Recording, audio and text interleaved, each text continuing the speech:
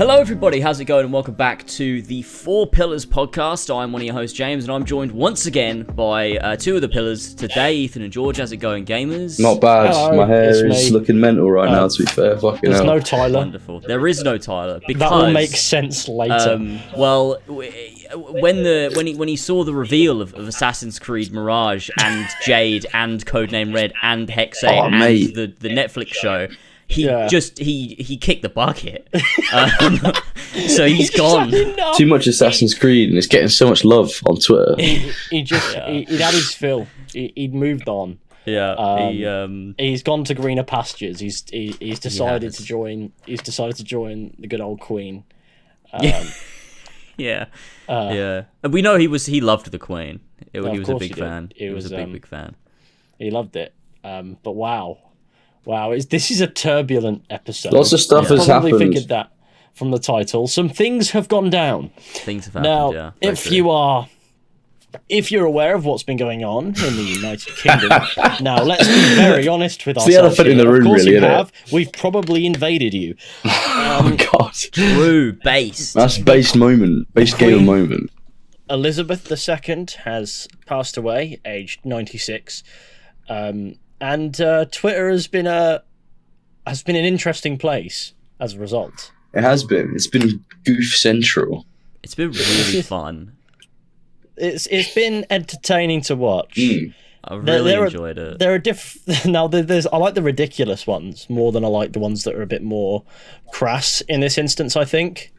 Because the ridiculous ones are really funny, like making fun of that like top 10 list video where there's like Big Ben in the background just exploding for some reason. What top 10 things that will happen when Queen Elizabeth dies? Plot twist: none of them happen.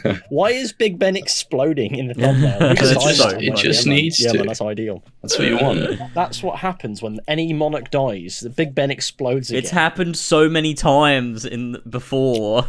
Like when Henry VIII died, Every time. Big when Ben Henry exploded. VIII died, Big Ben fucking exploded. It wasn't built yet, but it fucking exploded. It was Henry built VIII and then exploded. Yeah, exactly. When Henry VIII died, Big Ben was constructed just so they could blow it up. I love how everything explodes when a monarch dies. It's really accurate, and obviously, if you've seen I think it's, which film is it where there's a massive like flood that destroys the entirety of London? Is it 2012? Is it 2012, or is there another one that does the exact same thing? There's probably loads of films where that happens. There's probably loads of films in which London gets flooded. Turns out it's a popular fantasy, and I can see why. Yeah, but basically that's happened. London's been wiped off the map. The new capital city of England specifically is Slough now. So terrific. Oh man, that's where we're going. That's where we're going. What a fucking name for a little town. I love this called Slough. Come down, Slough. I fucking show you. I fucking fuck you up, mate. I've been to Slough before. Of course you have. Why wouldn't you go to Slough? It was all roads lead to Slough. I went to a McDonald's there. It was a McDonald's. Why were you there? It was Elva had to get something. I think like when she moved to the UK, she had to get like a national insurance number or something, and she could only do it like the closest one and the soonest one. I forget what the place was. It was like a fucking job center place. It was the only place she could get it from. The closest and like soonest one we could go to was in Slough, so we had to go to this fucking job center place in Slough. And it was definitely a trip. It was you would have seen some right creatures on that adventure. That's true. A job centre in Slough. That sounds like a fucking horror story. It sounds like a nightmare, yeah. And it was a job centre in Slough followed up by a Mackey's in Slough. Oh man. Yeah. Now, did the Big Mac taste like cardboard? I couldn't say. I did not. I don't think I had the Big Mac. I don't think James ever had a Big Mac in his life.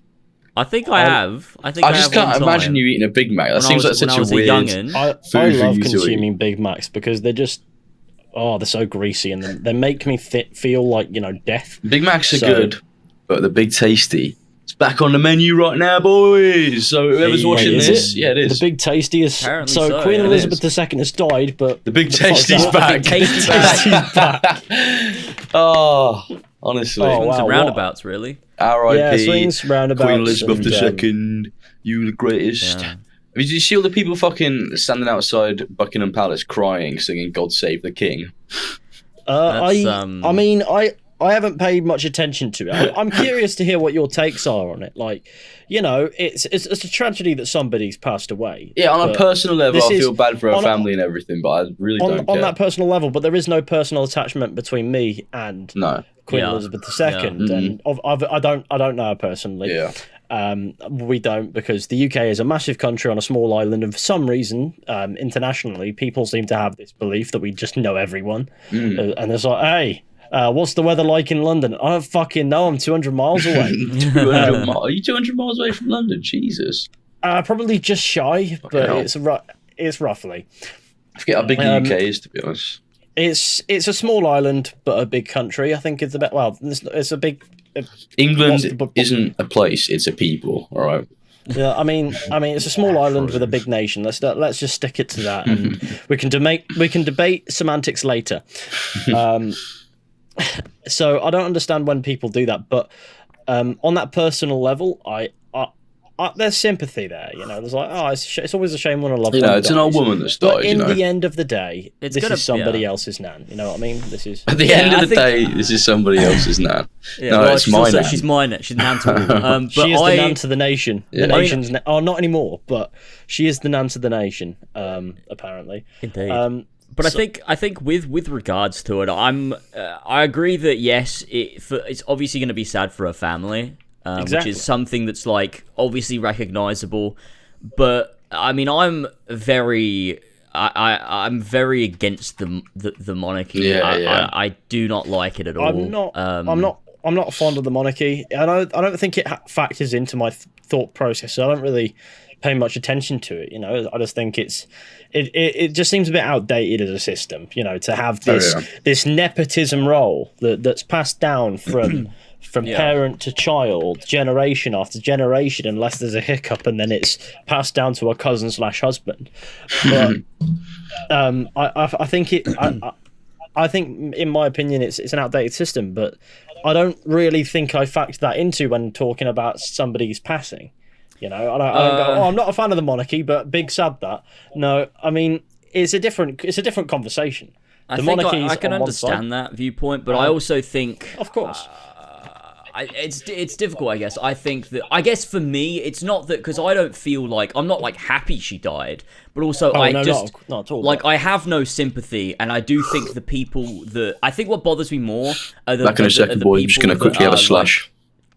Okay. Keep going. I think what bothers me the most are the people like that are demanding people be respectful. They're like, no, like people that are demanding respect based solely on the fact that she was the queen, and it's exactly like that is actually the sole thing that's deciding why people aren't being respectful. That's the reason why a lot of people aren't, especially like not necessarily like white British people. You look at a lot of other communities and countries, you know, that have been badly affected by the royal family and stuff over the years, and you know their heritage and stuff. So I could completely understand why a lot of people feel a lot of disdain for it. And, like, there's disdain for it, and I understand that. I think when it comes to this, it's on that personal level. Hearing about it, I go, oh, that's kind of sad, and then I just go back to what I'm doing, because I don't feel. I'm going to be honest, it's not about what any individual feels outside of that. Why is it being broadcast to us? This is not like our problem. I feel like the only reason it is because of this outdated monarchy system. And it's this expectation that everyone in the UK is sad, everyone in the UK is mourning. No! No, the vast majority of citizens of the United Kingdom don't know her. You know, it's like, and while it is a tragedy that somebody has passed away, I'll go back to my previous point. It's just somebody else's nan in the grand scheme of things. Yeah. I think that you can't expect like it's parasocial to look at it any other way. You can't expect people who don't know somebody to feel bad about something going wrong in that person's life all the time. Say, for example, somebody passes away and you don't know them. You're not gonna be too bothered by it. And I do think there is an element of respect to be had for the fact that somebody has passed away, but I also don't get why there's this flip side to that, where but there's also this expectation almost that well, not even an expectation. It's this perception that people who are, you know, having a bit of a joke online are being awfully disrespectful. I mean, it is a little bit, let's be real, but I feel like that's because the royal family is made out to be this untouchable family that for some reason is there. I think people are being disrespectful because people really don't like the royal family. Look, and that's fair enough. People have joked about like political figures ago, and monarchs dying for like thousands of years. So, like, I mean, actually, let's say about 400 years ago, right? The shit that we're saying on that's been said on Twitter, shall we say? Mm-hmm. A lot of people could get executed for that shit, for treason. Oh, people still said it though, for sure. Oh yeah, people still said it. People have been joking about the deaths of monarchs as far as monarchs have existed. Yeah, but, for sure. Doesn't necessarily mean it's, you know, a morally good thing to do, but no, of course, it's not like an upstanding thing to do. And then you have a little bit more of an indignant side where it's like people who are, I suppose, in a way, disrespecting this lady who's passed away, and it's like, well, I think I understand the frustration side of it. Of course, I can't to the full degree because it's not something that I've necessarily experienced personally, but I understand the frustration side of it. And then there's I just think maybe it's a bit of reducing yourself sometimes. If that makes any sense. I guess I think to an extent, I think there's just this divide between people that believe because she is the queen, therefore she deserves everyone's respect, and people that believe because she is the queen, she deserves zero respect. And it's this like divide of people that genuinely believe either she deserves all our respect or she deserves zero respect, and they genuinely believe those things. Like both parties, I think it's both those things. I think my belief is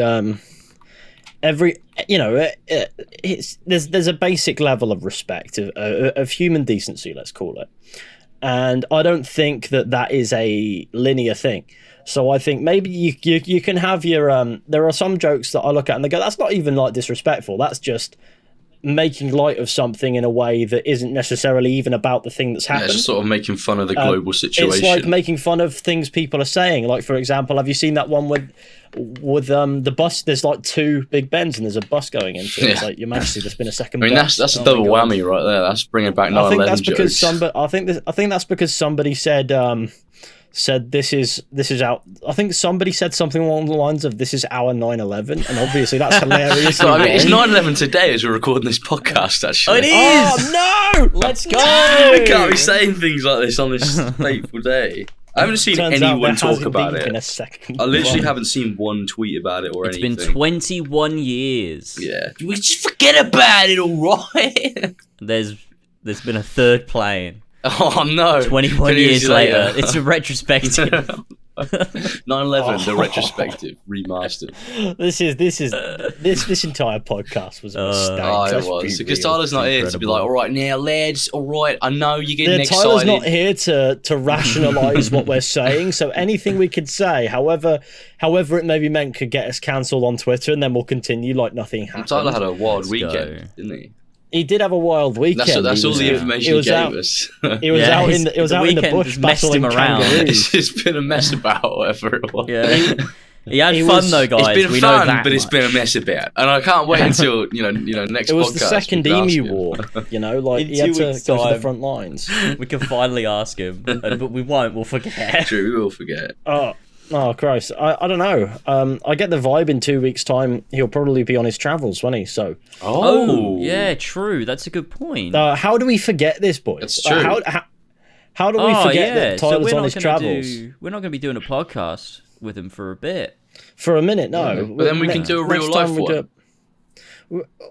Yeah, I suppose we could. We had a little gloss over the cost of studios and things like that. We were talking about this. Yeah, because we can't really. It'd be quite a bit. Especially considering we make no fucking money from doing it. Yeah, but look, mate, it's just a bit of fun, isn't it? We already pay for an editor. Look, we could just fucking do it in our garden.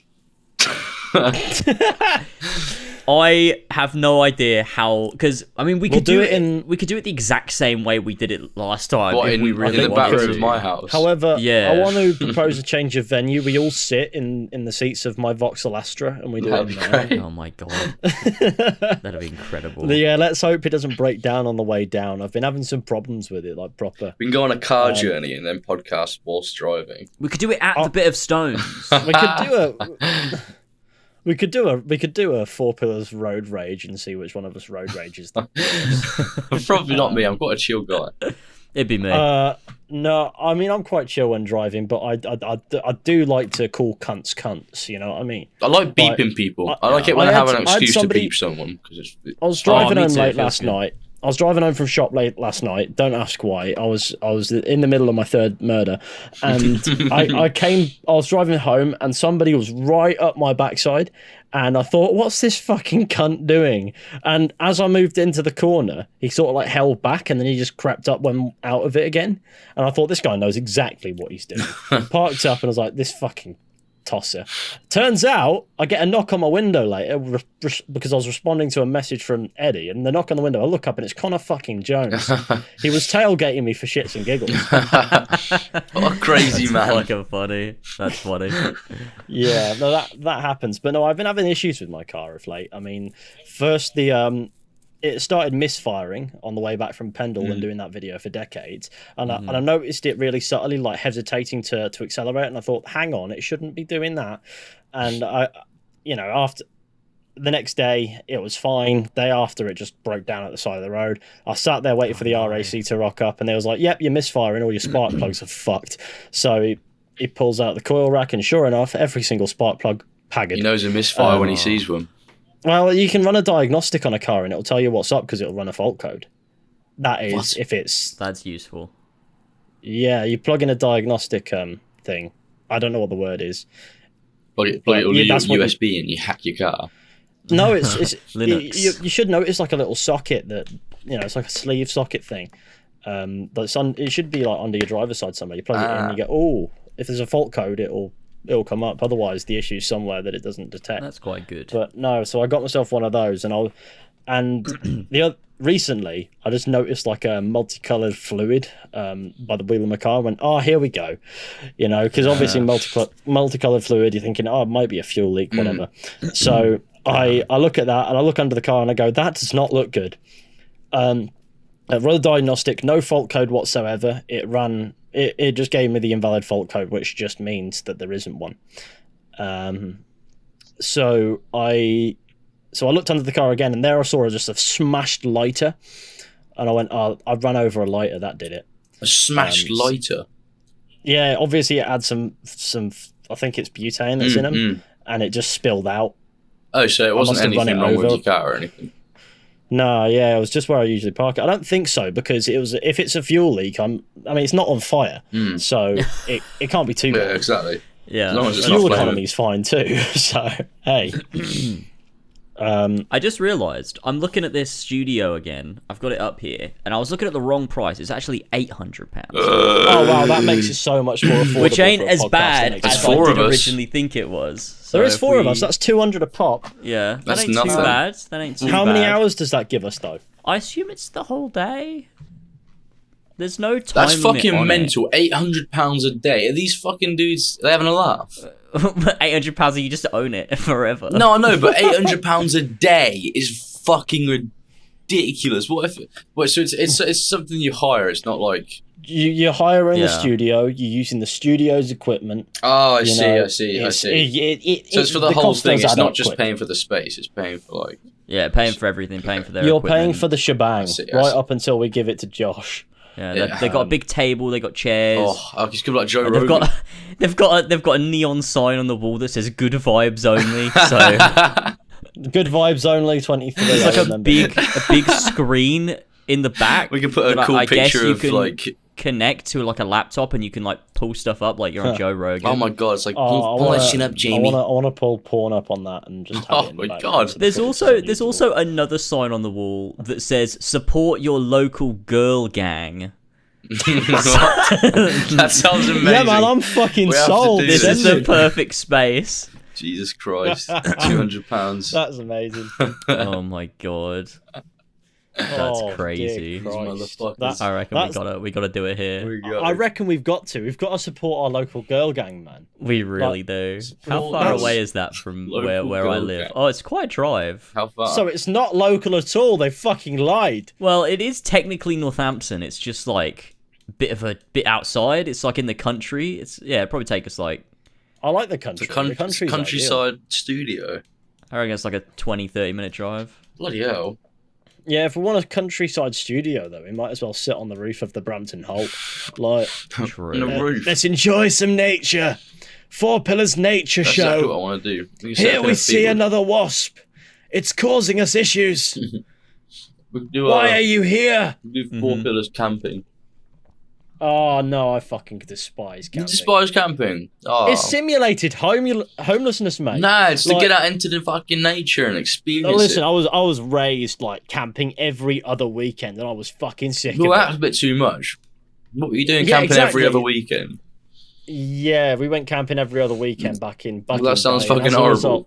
I've been camping twice, I think. As a result of that, it was a pain in the ass. Also, my mum would stay in a caravan. Well, that defeats the point a bit.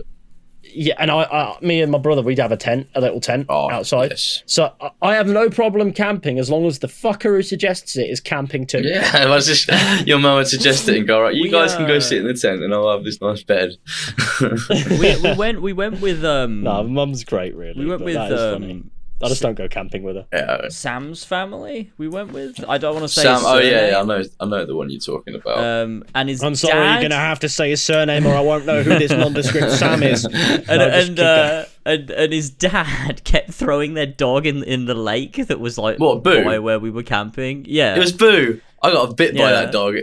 He kept absolutely lobbing her in the lake, and she would just come back like swimming. She was well happy about it. No wonder she bites people. It was wild. She was an absolute demon. Crazy. And we did fishing. I remember doing fishing. Fishing sounds fun. I've never tried fishing. I'd like to give that a go. I don't have the patience for it, though. I'd love to go fishing. And then I can finally say, I would say it's good morning, but I ain't fishing. Okay then. That's a good line. Well, it's a good line. I just don't know it. That's what I told you, to educate you. You know, just to let you know how great it is. What's that? That's what I told you because you didn't know it. What's it from? I don't fucking know, to be honest. I actually have no idea. I don't know either, but I recognise it. I feel like on some level I've heard it before, but I don't know what it's from. I probably haven't heard it before though, so there's that. It's probably like deja vu. I'm probably just It's because you're not a fisher. Crazy. It is. But yeah, there's that. There's always that, isn't there? Let me Google it. So you would say good morning, but you're not fishing. That's nice. Yeah. God, this conversation really. We were talking about we were talking about the fucking Queen dying. I don't know how we got to this. So I mean, that's how the podcast goes, right? Bring it home, bring it back around. I reckon she absolutely hates it. I'm gonna go out. I'm just gonna go out on one ear and say, I reckon if she was made to go camping, she would have a fit. Did she not go around the world though? She was in Africa for a while, wasn't she? Do you reckon she camped out there? James, dominating it. James, I would like to remind you that if you took the Queen camping now, nothing would happen. You'd be arrested. Yeah. You would be apprehended. I did take the Queen camping. She is now 6 feet under. That's what killed her off. In the woods somewhere. You took her out camping, and there was a really big spider in the tent, and she was like, "Ew!" And that is what did her in. Yeah, but hey, so the Queen, rest in peace in that. Yeah. Have fun. God save our gracious Queen. I saw somebody tweet "rest in power." Yeah, I saw that. Queen. As well. I was like, oh no, that's like the opposite. Yeah, it's terrible. It's awful. Oh boy, that was funny. So the rest in power to the head of the Commonwealth. Yeah. She's had enough power. She needs to chill out. But yeah, there you go. Well, but also, but King Charles is now king officially. Yeah, now. King Charles the Third, or as somebody I know is referring to him, King you Charles seen the Third. Cameo of Nigel Farage going, the Queen is dead, but we now have a king. Whatever the fuck it is. Yeah, it's like the Queen is dead. Very sad, but we now have a king. Long live the king. Yeah, it's just like the way he says it. This is so funny. Yeah, it's so mental. It looks like he does it on the day she died. I do want to say, right, we had a little bit of a taster of this when Philip passed away like a year ago. Yeah, that's true. Where the UK turns into a bit of a strange Black Mirror episode of, you know, like all news presenters wearing black ties. Everything somehow ties back to the passing of this member of the royal family. Yeah. And, you know, you've got like national mourning and all sorts. And now with this, it seems to have gone into like overdrive. Yeah. And I reckon we won't stop hearing about it for like at least until that funeral, you know, on the 19th. Oh, the funeral's going to cost so much fucking money. Yeah, and guess who's going to be paying for it, George? Everyone, the citizens I love of fucking being a England. taxpayer. Obviously, the Queen's funeral is more crisis. important than the people that can't heat their own fucking homes. This is why everyone is like. This is why everyone thinks it's fucking funny that she's dead. Exactly. Fuck the royal family. Right. Fuck them. Exactly. Right. Fucking hoarding all their fucking wealth. This is a funny thing that happened on the BBC News. The presenter said the cost of living crisis seems insignificant now that the Queen has passed away. And I'm like, and my thought process is, what? Did the Queen sacrifice herself at the fucking veil to end the cost of living crisis? So bad. Because he's like there was a report about the continued cost of living crisis. Obviously insignificant now. Yeah, it's like, what are you talking about? What do you mean insignificant now? Insignificant. People are going to die. The cost of living crisis is still very much so a crisis. If you cannot afford to live, you will die. That is true. I cannot imagine how it's affecting people, you know, that were already struggling. Because it's affecting, it's affecting me. I'm noticing it. And it's, you know, it's like, how could that be affecting people, you know, right at the bottom that are struggling? Like, I can't imagine the what people are going through. That needs to be important, and that needs to be addressed immediately. And I don't think anything can delay that, even the death of a royal. Like, I don't even understand how the death of a member of the royal family could interfere with that. If anything, the continuation of government and making sure that the cost of living crisis is brought under control, and the passing of a monarch and that national mourning should run simultaneously. We're just fucking hurtling towards oblivion, lads. It's just fucking. I can't wait. Apart. Yeah, we're all gonna die soon. It won't matter. But everything has been pretty fucked up the last few years, hasn't it? Yeah. Like.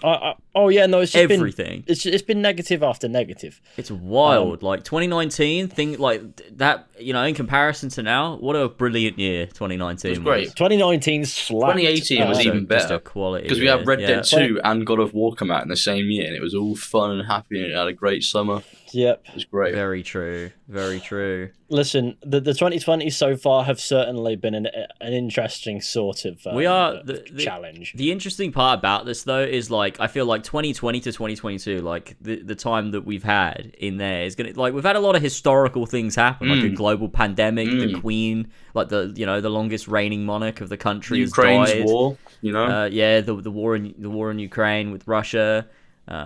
Lots of bits and bobs going on. Biden being there's Joe Biden. Biden being president and fucking saying mental shit. To explain that one. You just go Joe Biden. And that's it. Joe fucking Biden. Joe Biden. Oh, we're not doing any better at the moment. We've got Liz fucking Truss. True. I mean, she is the fucking equivalent of a homunculus in a jar leading the country. Yeah, I mean, better or worse than Boris Johnson. You know. That's true. What? I'd say maybe a bit better, yeah. So there is that. I don't know. You've got to give. I suppose you've got to give the Liz Truss lady half a chance to fuck up. True. She hasn't done anything yet, but she's a Tory, so you know she's got some mental fucking opinions. It's possibly coming. You never know. Interesting to see. I mean, we don't have another election until January 2025, so. That's ideal. That we've still got like a few more years at the Tories, and then probably more after that. Like every election, voting for. Yeah, when it comes around, every election, people are just like, "Fucking hell, it's been shit recently over the last fucking few years." Let's just fucking vote they for the just same vote for the fuckers again. same people. Yeah, because it's So like you I feel might like as well even try if, something else. yeah, even if you are a Tory, usually, even if you usually vote Conservative, I feel like you've got to think, well, I'm disappointed in the government. Let's give the other guys a shot, you know? It's because people Yeah, want to vote for possibly. their team. It's not about I think what's best for the there country. are too many people. I think there are too many people who do throwaway votes for parties they know will never like win. That's true. But that I suppose that's democracy. Like Green Party.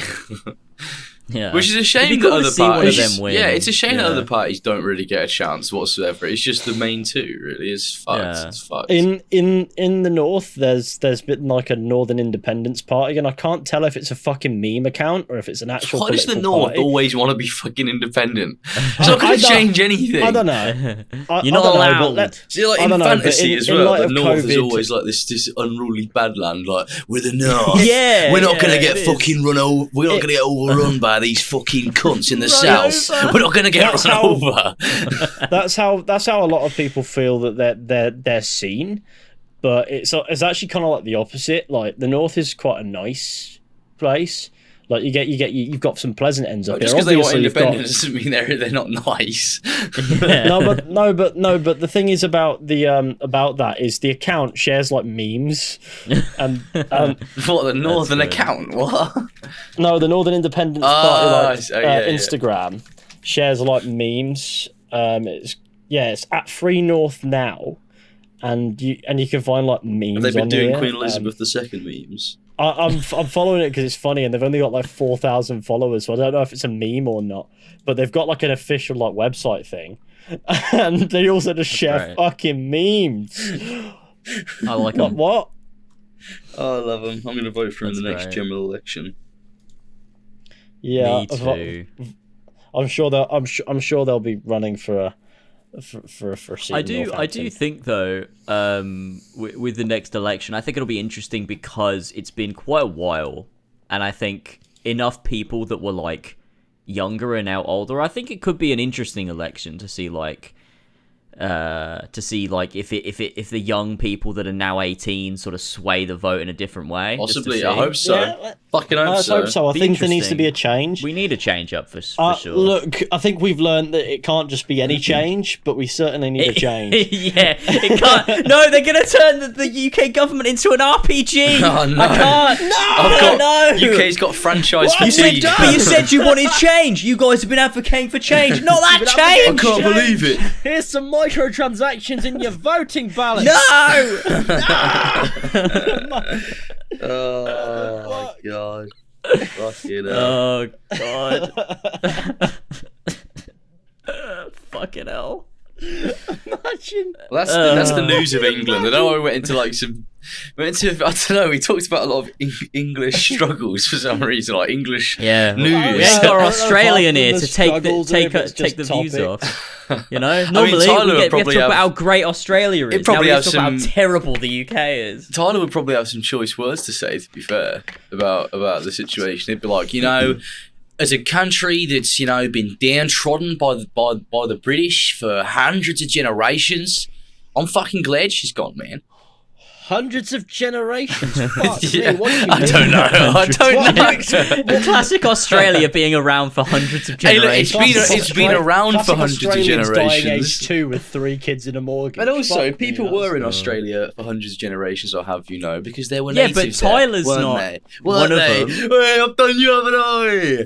Because I Tyler remember. is not one of the indigenous people. Yeah, but he could be deep down. And those people would definitely probably have some choice things to say They because would. they Oh, dumped yeah. a bunch Fucking of hell. prisoners on their fucking country. They'd be like, "What the that fuck, then man?" cultivated a colony and then became the primary people on the country. Honestly, it's terrible. What the fuck? White And people they were suck, having a nice, you know? peaceful life over there, and then suddenly they've got everybody from like Slough who's committed various crimes. Yeah, I think that's You know? so funny that Tyler's ancestors are just a bunch of English people that committed various crimes. Not necessarily, to be He fair. always talks Well, about most it's a of great them. nation. It's like, mate, you fucking little criminals, aren't you?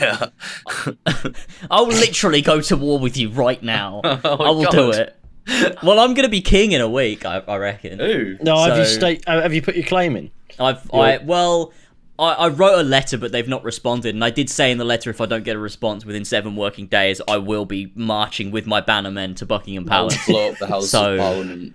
I'm not sure if that would be classed as inciting insurrection, but hey. Yeah, but as long as you win, it's so not. be it.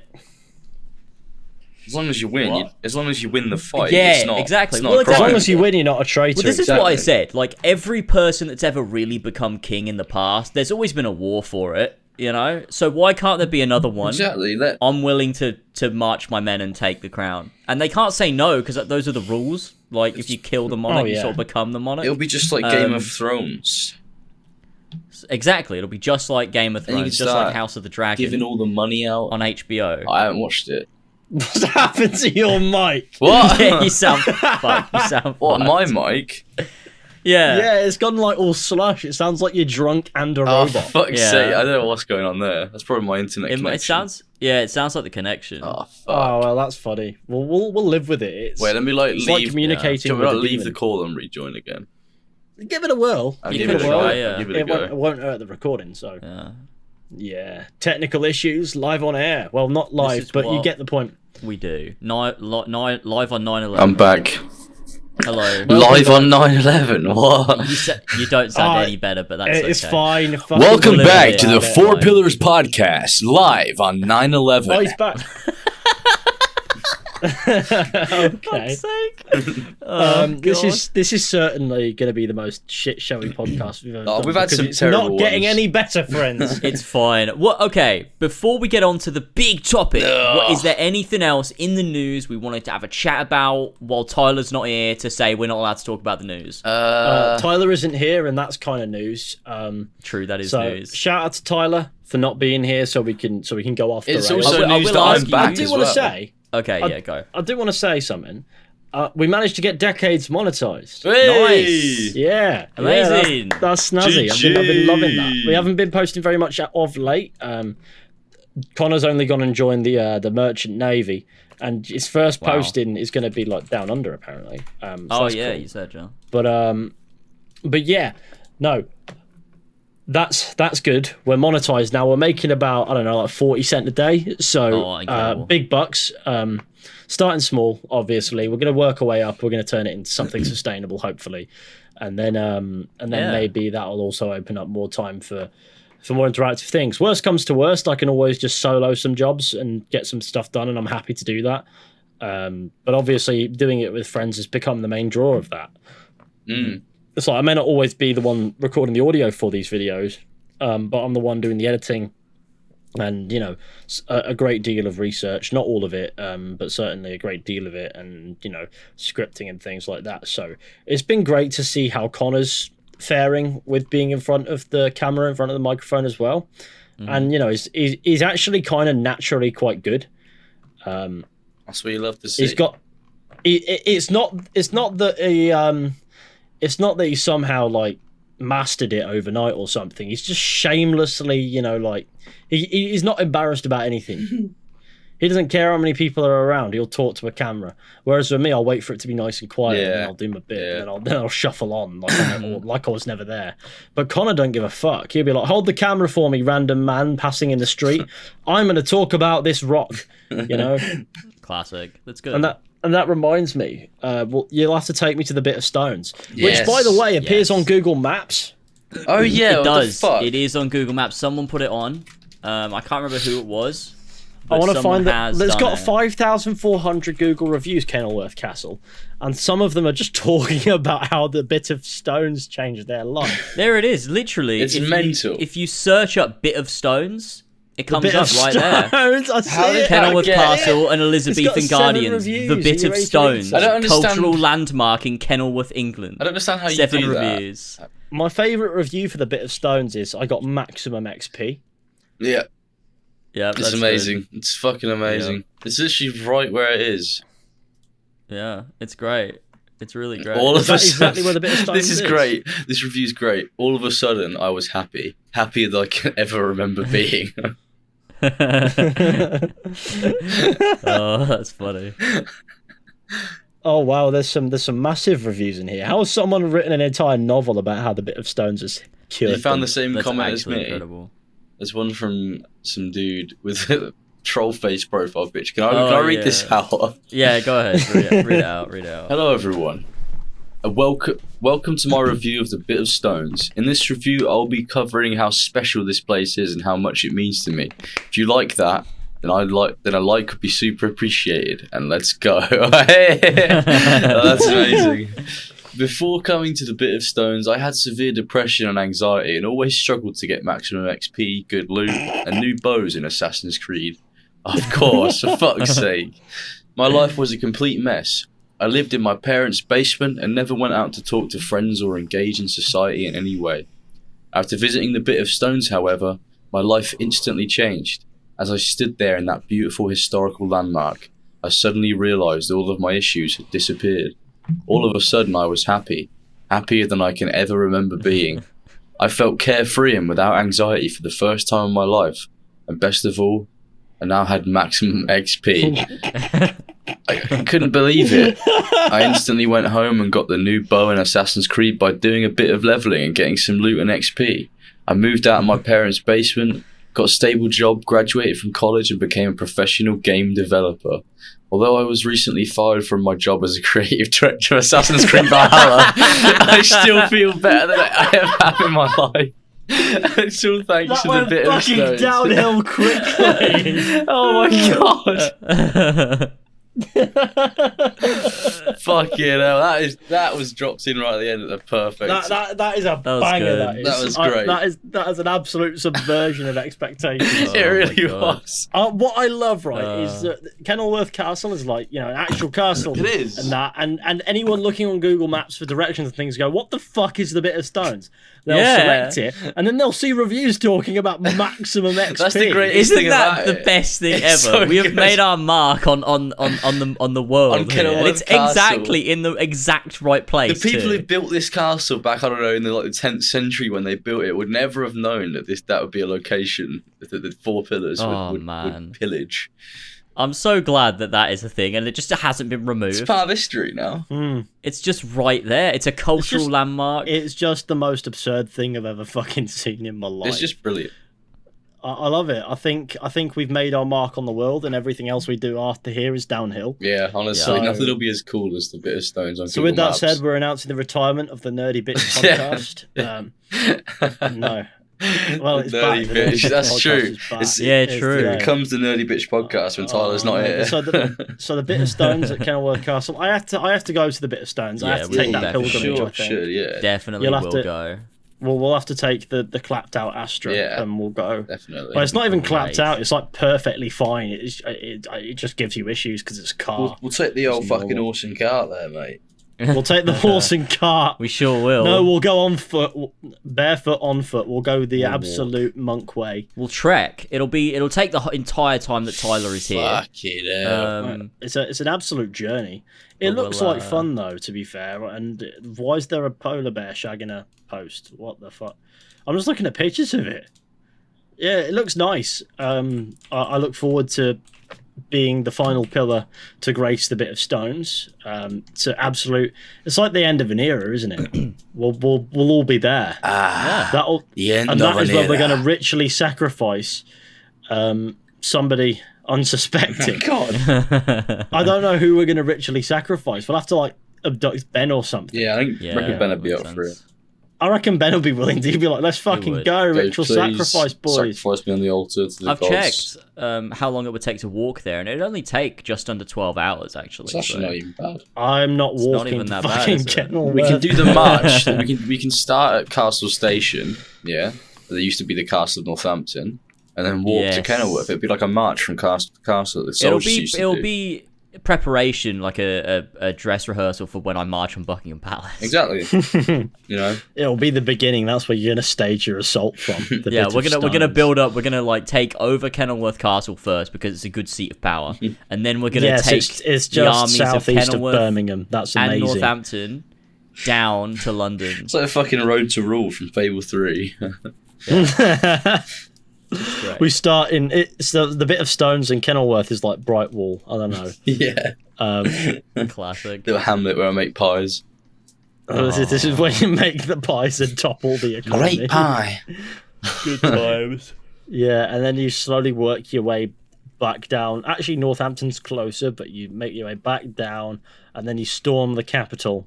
You take out the tyrant, and now we're actually discussing treason. And you steal the corgis.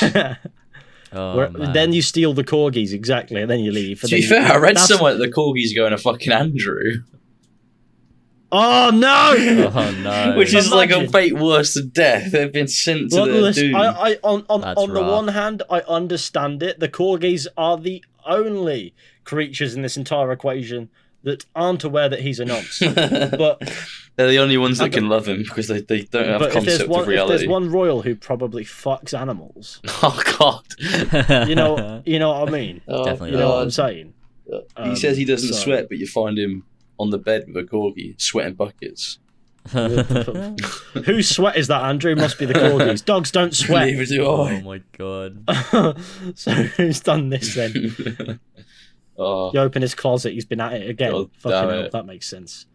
fucking hell. Well, I think we've gotten everything out of the way, haven't we? All of I think we've adequately updates on violated life. Andrew. Yeah, exactly. We've adequately violated Andrew's new corgis. Discussed the matter of royal So importance. has he. Yeah, I We've suppose discussed matters of absolute importance. the only thing left to talk Oh, about God. is the obvious. George, what's in your recommended? Don't worry, I've got recommended, but I'll be saving that until after the. It's like aftercare when we talk about Assassin's Creed. This exactly, is absolutely yeah. aftercare. Gotcha. Okay, do you want to get started, James? Talking about the elephant in the room. Yes, all right. Well, everybody, if you didn't know, I'm about to fill you in. A few days ago, when this he's about podcast to goes fill up, you in. Fill you in. I'm about to fill you in, like fill you in. He's just Andrew there and the with his corgis. brushes. A few days ago, on the 10th of September, we got the first ever Assassin's Creed showcase, and we cannot possibly not talk about it because we are who we are. We are. And We're, people will shameless ask us Assassin's Creed YouTubers. for our take, and so we can give you a take. And we'll give them our take, and then they'll go, "Oh, fucking! I knew you weren't done with this series." Shall we You little cunt. Shall we front load this with a little bit of a disclaimer so that we don't get random backlash that is just infuriating. Disclaimer: We still Ubisoft bad. Still. If you like what you see, just cool. Like Cool. what you see. Just yeah. you don't need validation for that. The Just do great what I do. thing, the great thing about opinions is you can have your own. You don't have to have mine.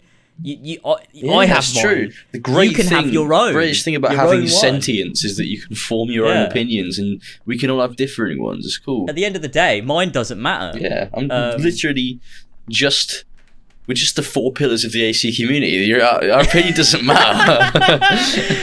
Yeah, we are that. That's actually really true. Oh, But God. but yeah. In a past Also, before we get onto the news as well with that, just to talk about a Better Ubisoft, the Twitter account, the group that is sort of fighting for people within Ubisoft that have been mistreated, etc. Have had a recent interview with the AC Sisterhood, which you can find on Twitter. If you go to a Better Ubisoft's Twitter account, they've been tweeting about it a lot, tweeting little quotes from it and stuff. So if you want to read up and hear the updates about from people that are directly part of the group and stuff, and just sort of keep yourself updated on what's been going on internally within Ubisoft and the fight that they're fighting and stuff, the information is all there, and it's a decent interview. So that I guess, you know what, I'll link it in the description. Yeah, go for it. Yeah, of course. Go That for it. sounds. So there's that. If you want to keep up sounds to date splendid. on all of that stuff, and the TLDR is nothing's changed. Nothing's changed. They don't care. Yeah, and worst of all, I think to address straight away is the actual event.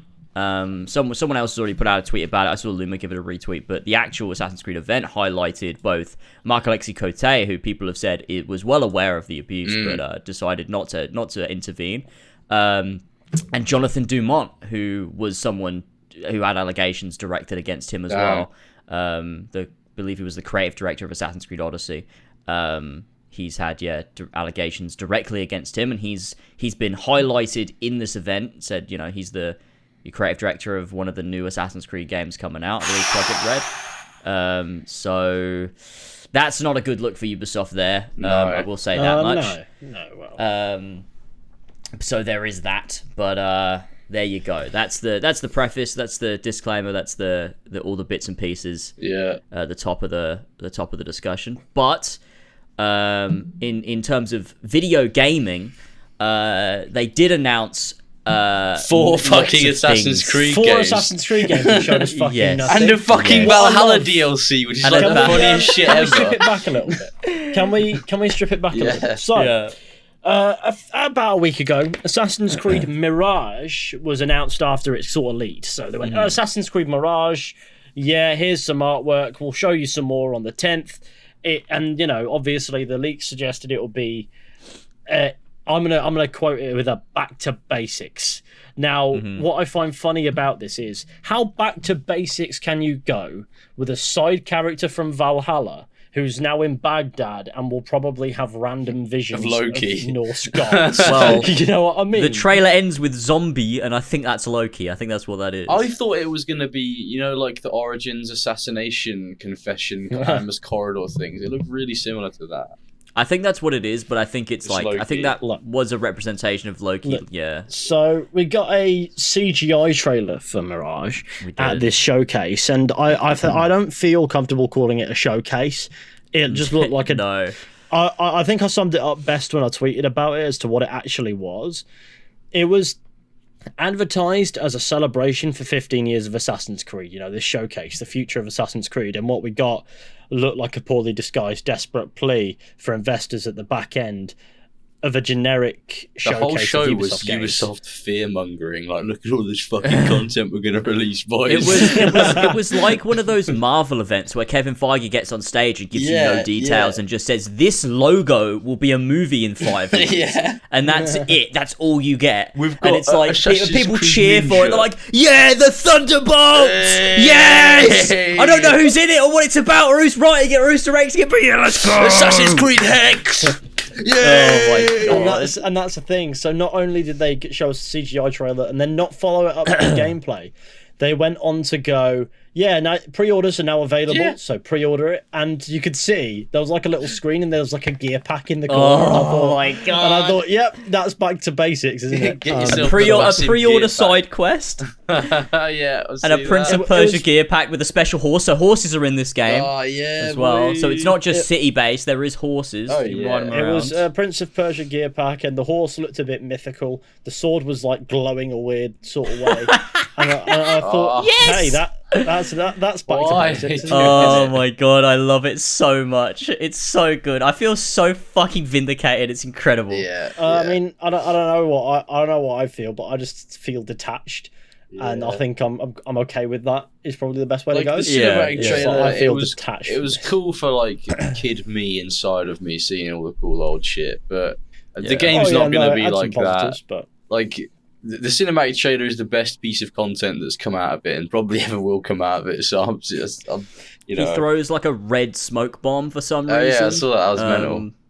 So there's that. there were a couple of screenshots, but that doesn't really substitute like actual gameplay, does it? No. Like that would have been more interesting, I think, to see.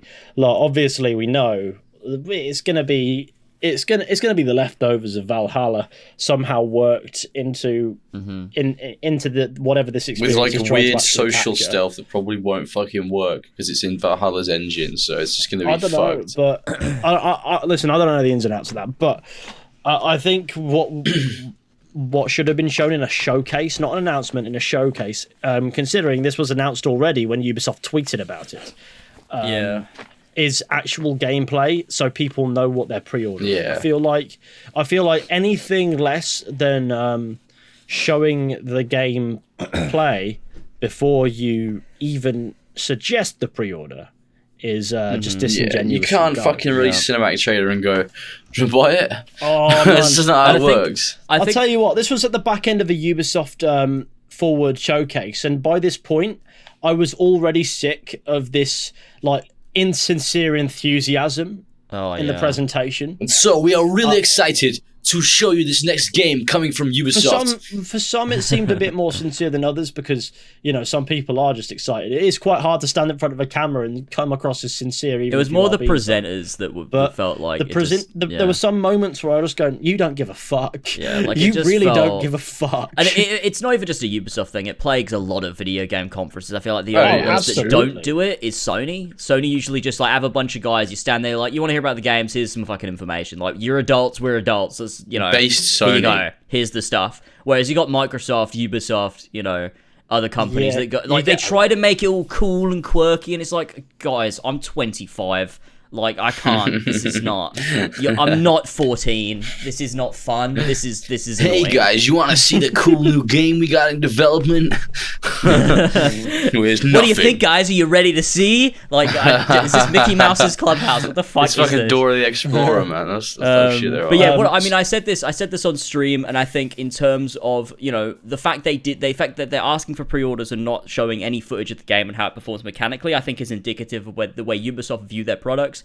Is that mechanics aren't important to Assassin's Creed anymore. What's important is setting, the music, the cool visuals, all of that stuff. The you know, showing iconic stuff, whether that's from the setting or from Assassins or from Ezio's games when they play Ezio's Family.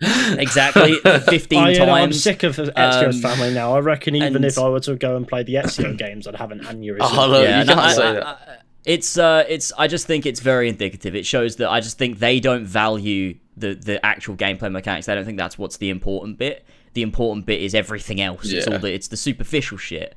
Because when someone's bought the game, they've bought the game. If they play it and they realise it's shit, the sale's already gone through, so they don't fucking care.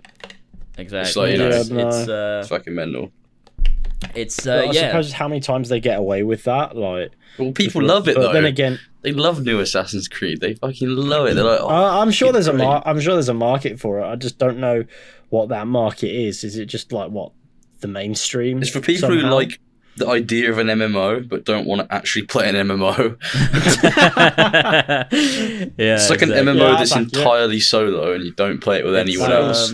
I mean, that's why I think Ubisoft's. Their approach to this shit is it's content. That's what it is. And I think like people have to understand, you know, what did I like out of Assassin's Creed? It wasn't just consuming Assassin's Creed. It was having like the games had something to say. Like you play AC1, it's got a moral, it's got a message, there's a character arc. Like there's things there that like it makes you think, it makes your brain work. You get engaged and you think, wow, this story has done something for me in a meaningful way. And all of the games did that. Up until you get to 3, I think that's when the game started becoming more vapid. You got little bits of it. You look at, you know, there's some bits, obviously, in Darby's writing, in anything he does, even in Valhalla, there are bits, but they're bits, you know. It's not even close to the majority. There is much influence as I imagine Darby could have. And it's very much so how the game is made. It's not made to have a particular point or a particular narrative or a particular ebb and flow, if you will. It's just made to waste your time. It's true. Like, I can't actually even like think of like a clear-cut theme for Valhalla's story or for like Eivor's arc or whatever. I think gold is good, but battle better or something. I think it was supposed to be family, but it meanders so much that it doesn't really get it across by the end. And obviously that's not Darby's fault at all. Like he's a great by writer. the end of it, I feel like Assassin's Creed Valhalla's goal was more so.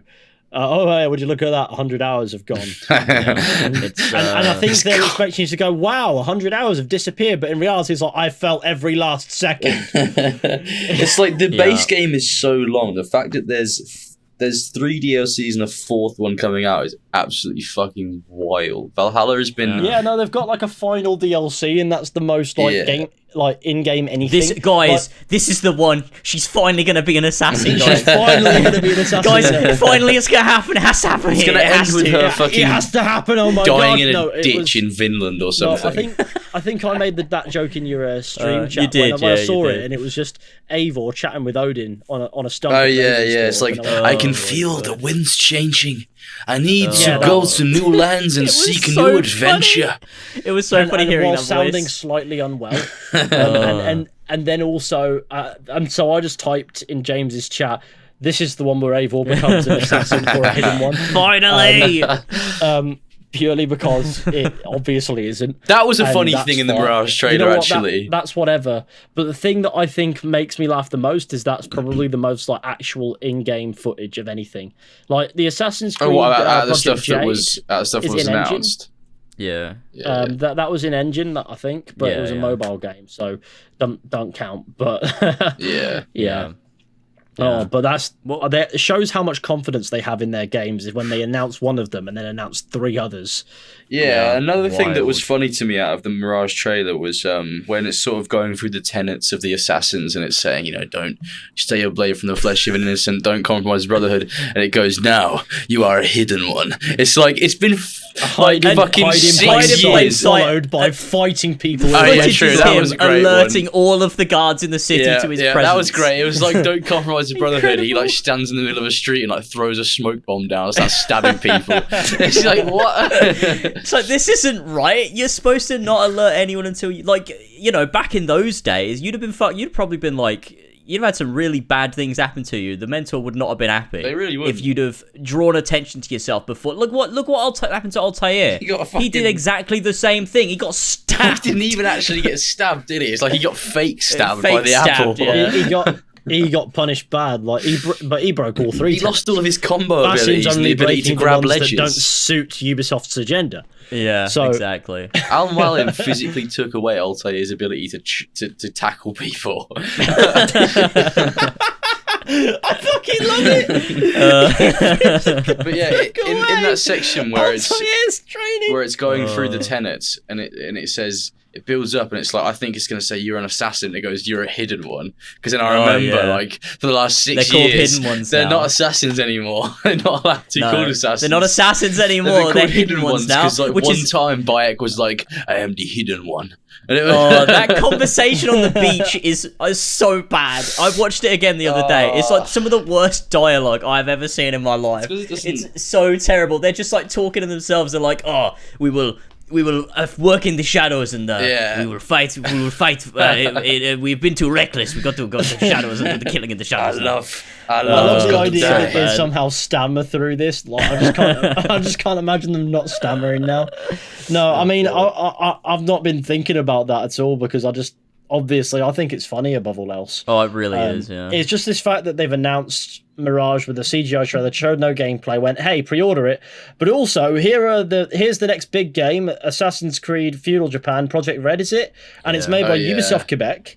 So as you can imagine, I'm sure they're going to outdo themselves. It's It's gonna be Odyssey 2. It's Quebec. In the other direction. God. And while a little bit of CGI is neat, and you know, a title card is neat, let's be real, it doesn't speak to the game at all. So why is it being shown? Yeah. And then this is a part of their Assassin's Creed Infinity thing. So they've got Project Red, and then they've got Project Hex as well, which is like witches like the or Salem something. witch, whatever the fuck it is. And that'll be their here's your female protagonist, shut up. And she gets like burnt at the stake at the end. And that is also the one that Darby is working on, and supposedly, rumored it's like not an RPG. It's going to be something else, like a different genre or something. I've heard that. I suppose anything that Darby's involved with is intriguing at the surface level, at least. But I don't understand why it's been announced now. I reckon. Do you reckon they're going to call it like Hex, an Assassin's Creed story, or like Hex, an Assassin's Creed project, or something like that? I have the slightest feeling that they might just stick with codename blah for some reason. Codename gaming. I think the thing is, right, I think they're going to start changing these titles. Like, I don't think that either of them are going to be called Assassin's Creed, and I think that's because they're part of Assassin's Creed Infinity. Yeah. So I think they can make games now that are so much further from AC than even what Odyssey was. Because they don't even have to call them Assassin's Creed now, because they're automatically part of Assassin's Creed by being on Infinity. So you can call it, Red, or you can call it Hex, or you can call it something completely different that's not even got AC in the title, because it's it's automatically part of Assassin's Creed Infinity. So you don't even have to include that in the title, and you could just go mental with it. Hey James, I'll tell you what I'm looking forward to. I'm looking forward to Hidden Ones Extreme Racing. That's going to be a great game. Hidden Ones Extreme Racing. I think something that was funny on the topic of the Hidden Ones is Codename Jade is set 200 years before Bayek. And there's just so much iconography. The main character seems to be an assassin. Oh, James, just don't worry. what's the He's a point in proto-hidden Origins, then? one. He's a proto-hidden one, okay? There's so many proto-hidden ones. Just have them all be hidden ones at this point. Like, why? Why did you? Origins ruined everything. It did. Origins fucking opened like the fucking can of worms to fuck everything so hard. Like, And it's dumb. Origins because- is the biggest outlier in the series in the sense that it's both.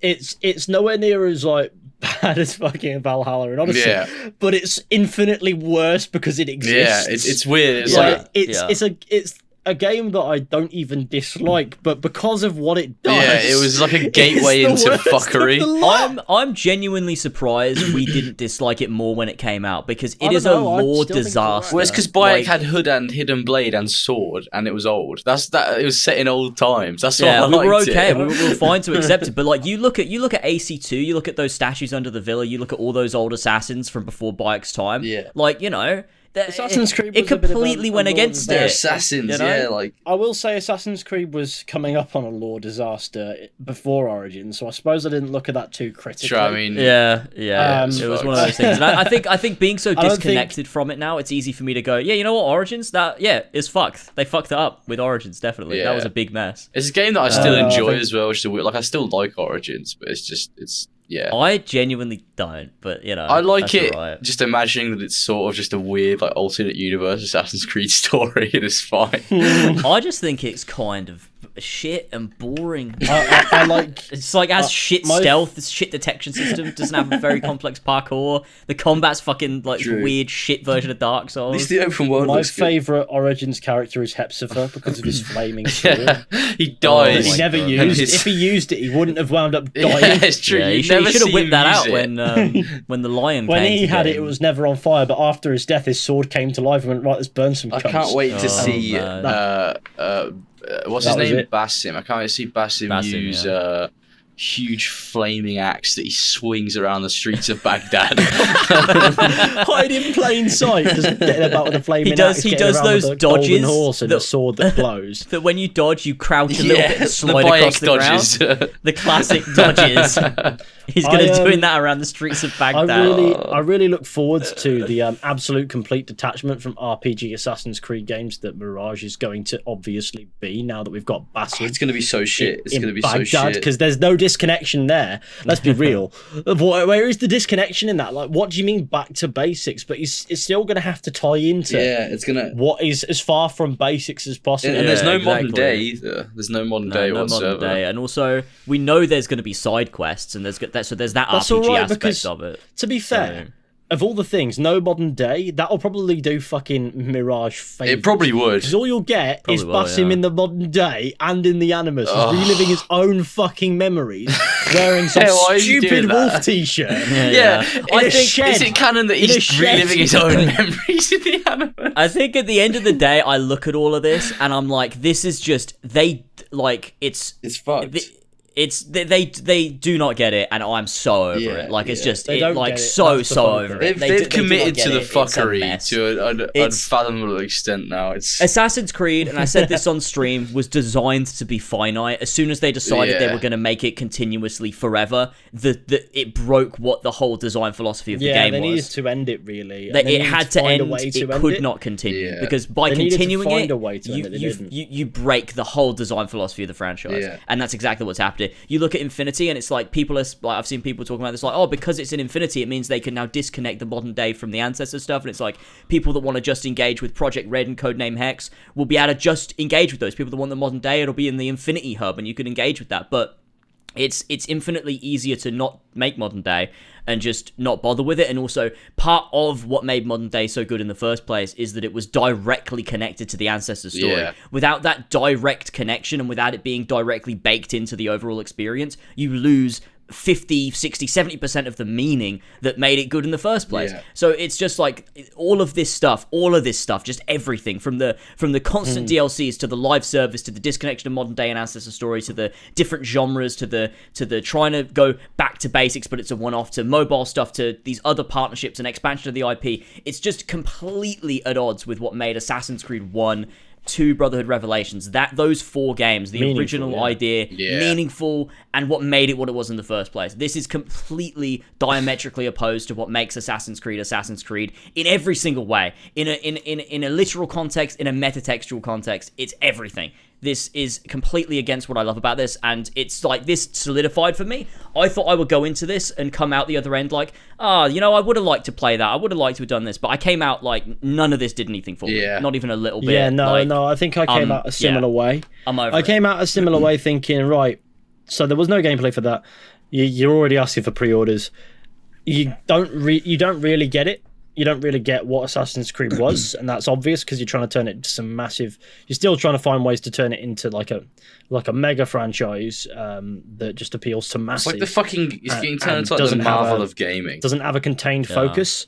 But I'm going to be honest. I think I'd be more disappointed if they just randomly went all the way back to fundamentals and actually understood it. I think for me, it's just funnier that they don't. Yeah, it's. I think it's entertaining that they don't. Yeah. It's just. I sort of like drew a line under Valhalla, I want to say. I should have done it sooner, but I drew a line under it and went, right, I'm not going to bother with the DLC for this fucking game because there's other things I could do with my time. Yeah. And I look at this and I go, I don't want a reason to get back in, you know? Like yeah. And that's not to come out as some like bias or whatever. Mm-hmm. It's like, but I don't see how, even if they could go back to those basics, they've still got the fucked lore to deal with. Oh yeah, exactly. So what is there to? There's nothing to salvage. Like even if Mirage is this like amazing Assassin's Creed experience that feels like Assassin's Creed, it deals with all the old lore and stuff, and they sort of retcon a bunch of stuff that happens in previous games that was a bit mental. It's still connected to Valhalla, and Valhalla is it's probably the most mental Assassin's Creed game they ever released. Like Odyssey was mental, but like Valhalla somehow stepped above it. I don't know how it did it. Yeah. Odyssey was just anti-consumerism and a lack of inspiration. Yeah. Valhalla was actual fucking video game mental illness. That was what it was. And I think a lot of people have said to me like, "Oh, if they made a good game that you, I did everything you want." Fucking hell. Jesus. What happened there? I'm being killed by Basim. It's the queen. And people have asked me, like if they make a game and it's everything you want, like wouldn't that like be good? Wouldn't you be back into it? And I'm like, no, because it's not just that. It's Assassin's Creed was the whole idea of Assassin's Creed. It wasn't just like one good game that I really liked, or like they made a couple good games. It was everything was perfect. Like it was the diegetic storytelling of everything connects perfectly. You look at AC1 to Revelations, it's perfect. It's beautiful. Everything connects. It's all interconnected. It weaves itself around each other like with ease. Even the extended media, you look at Project Legacy, you look at Embers, you look at Bloodlines and Altair's Chronicles and stuff, the books. Everything worked perfectly, and it was modest, and it nailed it. And if you were to go back to that and you somehow managed that again, but you did it for like a consistent 5 years or something, then it would be like, okay, maybe they get it, I guess. But even then, I don't care anymore. Yeah. I'm over it. It's a ship that sailed, Yeah. It's over, and it's I think this definitely just confirmed to me like this is 100% going in a direction that is against everything I loved about this franchise. Plus not just mechanically, and everything you believe in as consumer practices, I suppose, as well. Yeah, exactly. That that's another whole side of it. I think we've got a little bit of we had a little bit of a talk. I was in the chat of your stream last night, and obviously you had loads of people, so it was a very brief thing I spoke to you about in the chat, but it was obviously at best it's the Valhalla engine repurposed into a Basim game, you know what I mean? Yeah. But at worst, it could still be a digital storefront too. And then when you saw that little pack, there's like a pre-order bonus or whatever, I went, no, it's going to have a storefront. 100%. For sure, It's going to have a storefront. It's going to have a microtransaction of some sort. Definitely. It's going to have DLC for sure as well. Hey, maybe it'll surprise me in that regard, but I don't know if it matters too much. It doesn't matter because at the end of the day, Codename Red, Codename Hex, they're going to have fucking storefronts. Oh, Codename Jade, Codename that'll be Red and Hex, littered with microtransactions. Oh, it's going to be ridiculous. Yeah, it's I a don't know, disaster. but yeah, I'd imagine so. Like, I suppose that's the thing that made me laugh though, is all these announcements of like upcoming Assassin's Creed titles, many of which are within Infinity or whatever. But it just shows like a lack of confidence. It just struck as like a desperate plea rather than as an actual celebration of 15 years of Assassin's Creed. That's how they hyped this up for months. They hyped this showcase up as like a celebration of 15 years of Assassin's Creed, and and an actual look into what's coming next. And what they showed was CGI title cards that gives you an idea as to the idea, but it doesn't. And then they open pre-orders for a game that's had no gameplay, and you don't even know if it looks good or not. That's so concerning, isn't and that's at the back end of an entire showcase of generic Ubisoft titles. God damn. And it's one of those things like again, to bring it back around to what I said before, they view Assassin's Creed as content. They want people to consume this content. Yeah. It's not, they don't have a product, they don't have a game where they're really proud of it. They want to show it off. They want to be like, look at what we've built, guys. Look at this mechanic, look at how this works. We're really proud of this gameplay feature. They're just like, no, we have Assassin's Creed content for you. We have 5 things, no, more than that. That's coming out. We got 5 things, mate.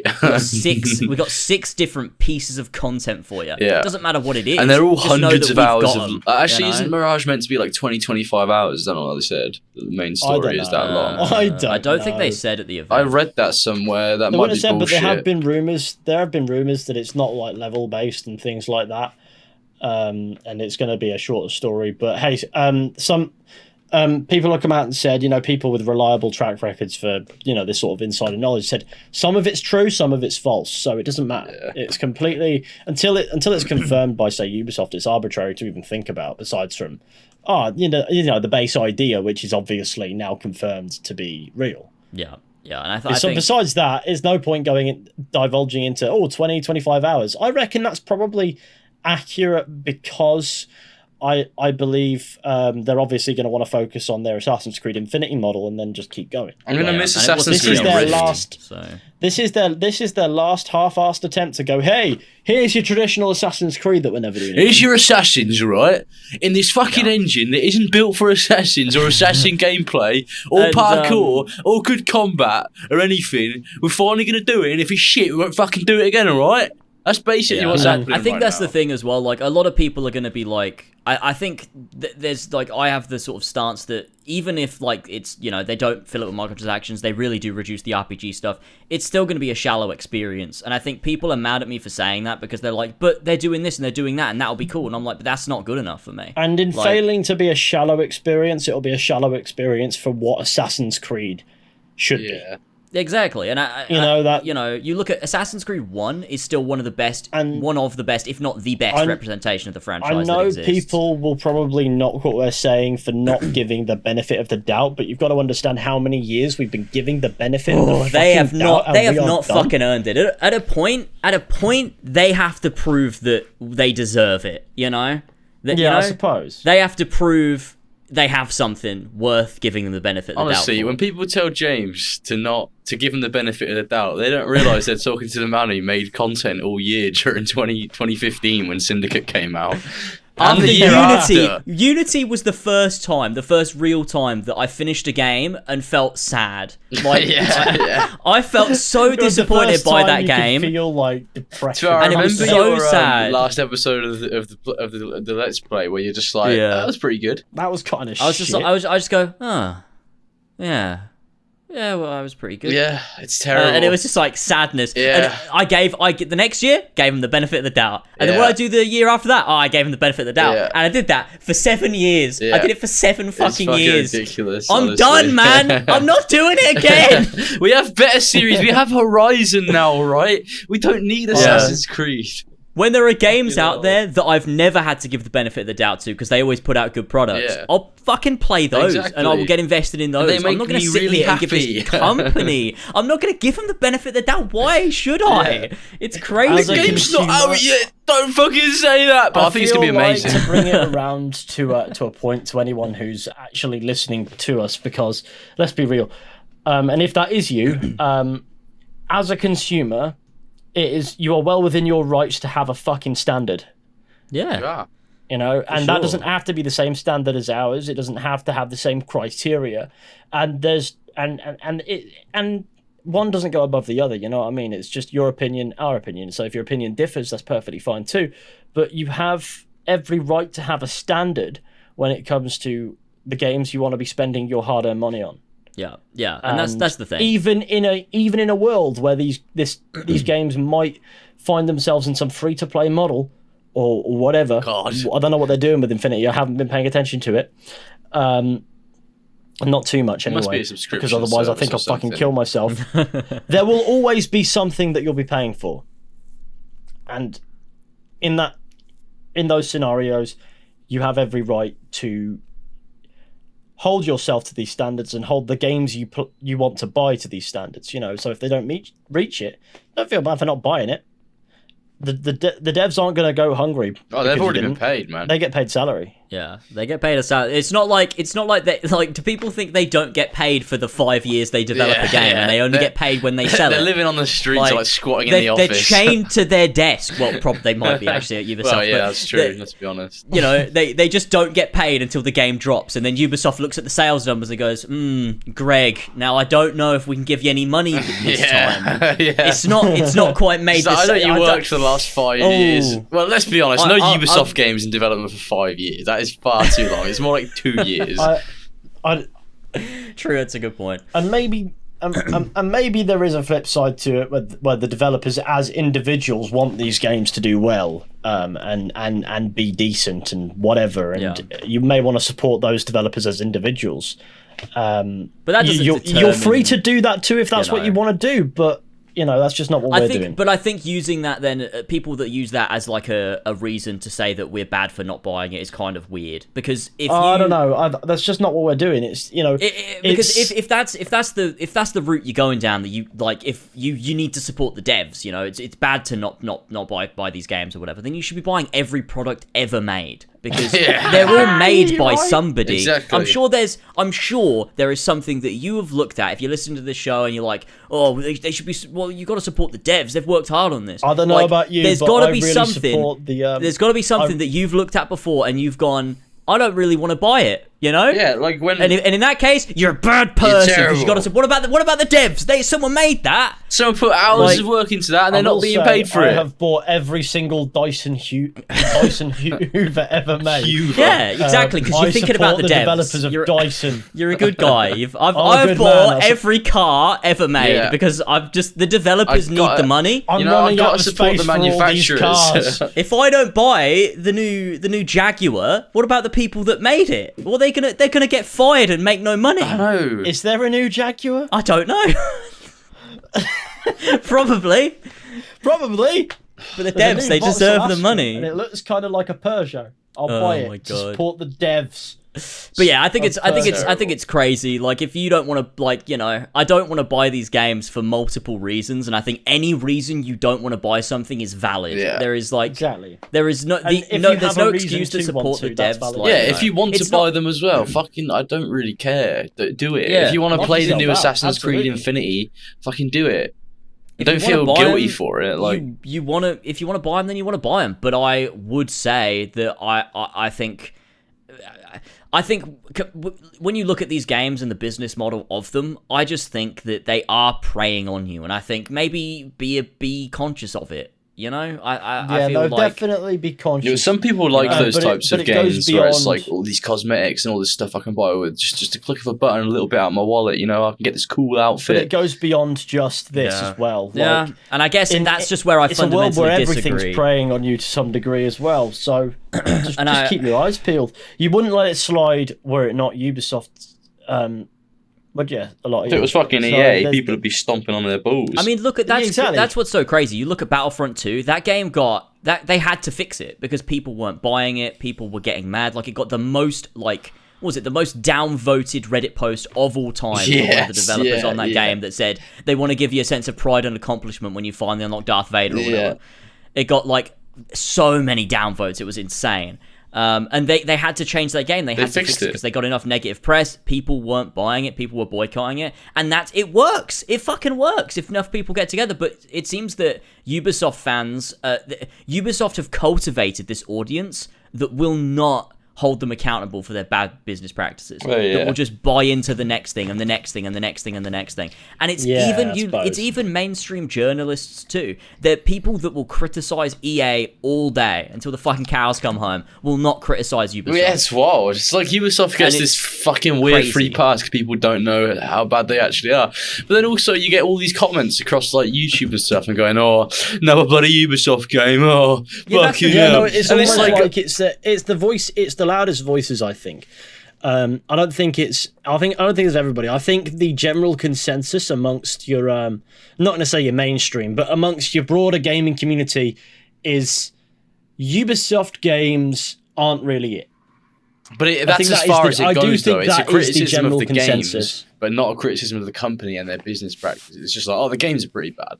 They do downgrades every, they do downgrades from E3. Downgrades. Like, that's what's tremendous. It's in every little tower thing. Systems. Like I've never seen like loads of people on the internet getting up in arms about their, I think there is a reason. Like I think there is a reason why EA gets a little bit harsher criticism in this department than Ubisoft does, and I'll explain it if you'll hear me out. That is, and that is that EA games, when these things happen, there's still a chance that the actual game in question is decent. Right, yeah. With Ubisoft, they are creatively bankrupt. There is no reason to even look at them, these games, for the broader gamers, say. The vast majority very wide. The £600 gamers. No, the vast majority of gamers, I think. I think they've got a big enough audience, and I think they definitely hit the mainstream a little bit to an acceptable degree to keep doing it, obviously. But I do think there is a general consensus out there as well that Ubisoft games aren't even worth thinking about. Yeah, just not worth your time.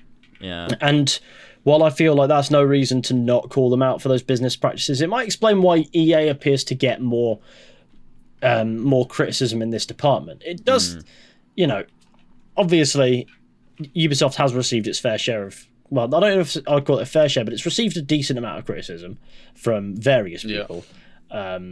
Be they your regular consumer, your YouTube content creator, or news article by somebody. There's criticism left, right, and center, but I don't think it's going to reach the same degrees as EA, because at the core of a lot of EA games where these criticisms find themselves, there's a game people actually want to play that has a purpose, and maybe not always, but certainly to a greater degree than Ubisoft. Certainly does. With Star Wars Battlefront. I mean, I feel like that was almost like the perfect storm as well, because everyone loved Star Wars Battlefront, like the original.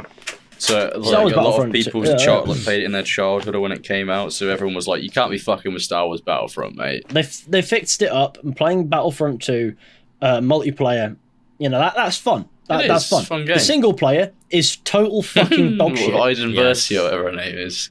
Yeah, it's the concept of see the perspective of the Imperials. Well, until you defend. Well, until the one Imperial has conscious thought and realizes, fucking hell, this is mental. Yeah. And it's like, wait, we're the bad guys. Yeah, it's like fucking hell. All these years, I'm an officer, and then you realize how bad it was. Yeah, I killed so many. Wait, they were innocent. I didn't even know. I didn't even know when they were crying and screaming for their life. When we blew up that planet, I thought they were all evil on it. Every single last being. Despite the questionable morals of the business practices of Battlefront 2 on launch, I think people could see the game, the inspiration in the actual multiplayer. It's aspect like Halo Infinite that was just being ruined by it, and I suppose that's why these games receive more criticism for this, because there is a game under there that you want to get to, but it's being absolutely battered by these business practices, and as a result, Battlefront 2 now, I really enjoy the multiplayer on occasion. I can't say I play it religiously it can be fun, very much at all, but on occasion, fire it up and it's great fun. I can't say that with a Ubisoft game, not lately anyway, I can fire it up and go, hey, I'll do this recreationally. Yeah, I think what the fuck? Something like recreationally. Call of Duty. I think that also doesn't get a lot of criticism these days, and I think it's because people have come to know Call of Duty is just that fucking annual franchise that just isn't that good. Call of Duty's also. I think that's kind of what it is. Like Modern Warfare. Modern Warfare's great. Like Yeah, but Cold it's War, still got- Vanguard came out, people shout all over them, but Modern Warfare 2019 was like critically acclaimed. It's the most sold Call of Duty game ever. Yeah, I mean, sometimes they have those winners in there, but I think people, I think Call of Duty still has that. Oh, it's still got that mindset. reputation, where it's like, you look it's at COD. World War II when that was coming out, and like obviously Vanguard and stuff. Like, So Modern Warfare was always the big one back in the day as well. Yeah. Like COD 4 comes out, it's huge, and then obviously World at War was a good game. It wasn't as good, I do feel like there is a little bit of logic. Sometimes cookie cutter does sell, and I think that's the thing. I think people that play Call of Duty play Call of Duty. People that don't just don't. Yeah. And there's there's not really that crossover. Whereas with EA, I think there's EA is almost this melting pot of a bunch of different people with a bunch of different ideas that want to play these games, and it becomes like they are this almost central point of people that like everyone plays these games.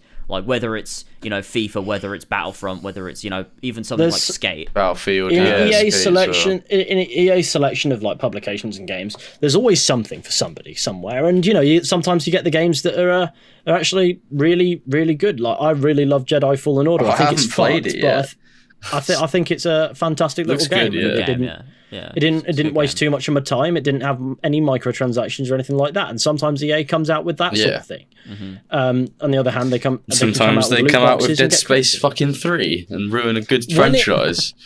I suppose there's less of this expectation of anything from Ubisoft, and so there's no reason to complain about it. There's no expectation. A similar way to there's no expectation with Call of Duty. It's Call of Duty. You know what you're getting. Like with Assassin's Creed, I suppose you know what you're getting along with what you're not getting. It's just if you don't like it, you just sort of go, well, it's not for me. I really like the industry's opinion on Call of Duty, like the stance that everyone has. It's like it's been around for so long that it's like that sort of old man in the pub that gets a bit leery, but you sort of just let him off because he's old and he's just having a drink. It's just like Call of Duty is like they're not amazing games for the most part, but everyone just sort of like every few years you'll sort of tune in and then be like, oh, the next one looks shit. I'm not gonna engage with that.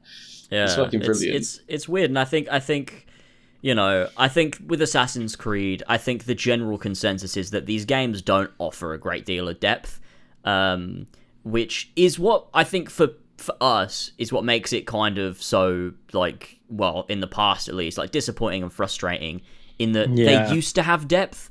And I don't think it was ever really recognized by the mainstream, even when it was there.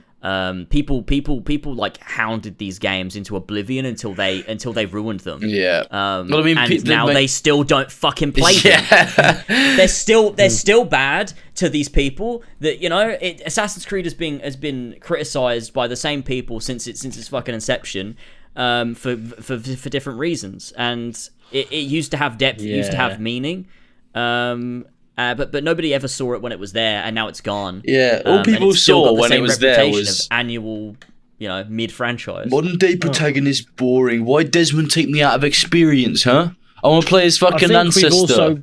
I think on some level we've also got to acknowledge that appreciating those games in hindsight, the old Assassin's Creed games, is definitely a bit easier. It's way easier. I used to feel guilty when even thinking about Assassin's Creed, to be honest, like this time last year, like the beginning of last year, like it was fucking terrible. I suppose.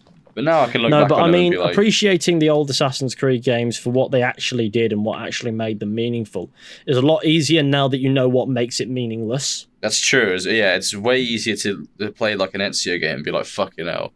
Like, look what's here that isn't there now. Look at this absolute depth. Yeah. I feel like that was always pretty obvious, though, right? Like, that's why I loved it in the first place. It's more obvious, though, because think back to, Syndicate when that was coming out. It was like you couldn't, or Unity, you couldn't necessarily quite put your finger on what was wrong with the franchise until it was too late. And then it was... True. I don't think it was... Although I feel like that's the correct word. I think it was captivating for an absolute enjambment of reasons. And you couldn't really put your finger on it. You got to a point where you felt like something needed to change. You don't know what. You just say, we need a change. Yeah. So they go, Yeah, we'll get rid of everything because we don't understand it either. Yeah. Get rid of everything. When you look back, you start to realise the difference, what's gone, in seeing the absence of what once made Assassin's Creed these great games. In our opinions, you can sort of see what was there but now isn't. Yeah, and I think it never became bad and stale because the formula was bad. It became bad and stale because the game sucked. Yeah. Like, Syndicate wasn't bad because you played as an assassin and did assassinations. It wasn't a formula problem. Exactly. It was bad because it was bad because it was bad. It was a bad setting, it was badly written characters, boring, premise was shite. It's just fucked. Yeah, the settings were all... I want to say that the settings... I think up until... I think Syndicate may have been a bit far forward, but I think the settings weren't necessarily the issue I would have raised. It wasn't Syndicate, the issue... AC3 saying, though, I'd rather kill myself. I think... fucking hell. Colonial America. Blimey. Yeah. I reckon for me it was very much so the writing and also the progression from this... It wasn't the flashiest looking in the world, but it was very... dependent on player agency in your movement. So movement was very player controlled. And then it became flashy animations and it became less and less under your control to account for these flashier animations that would be harder to code into a game that still gives you that much ability to move.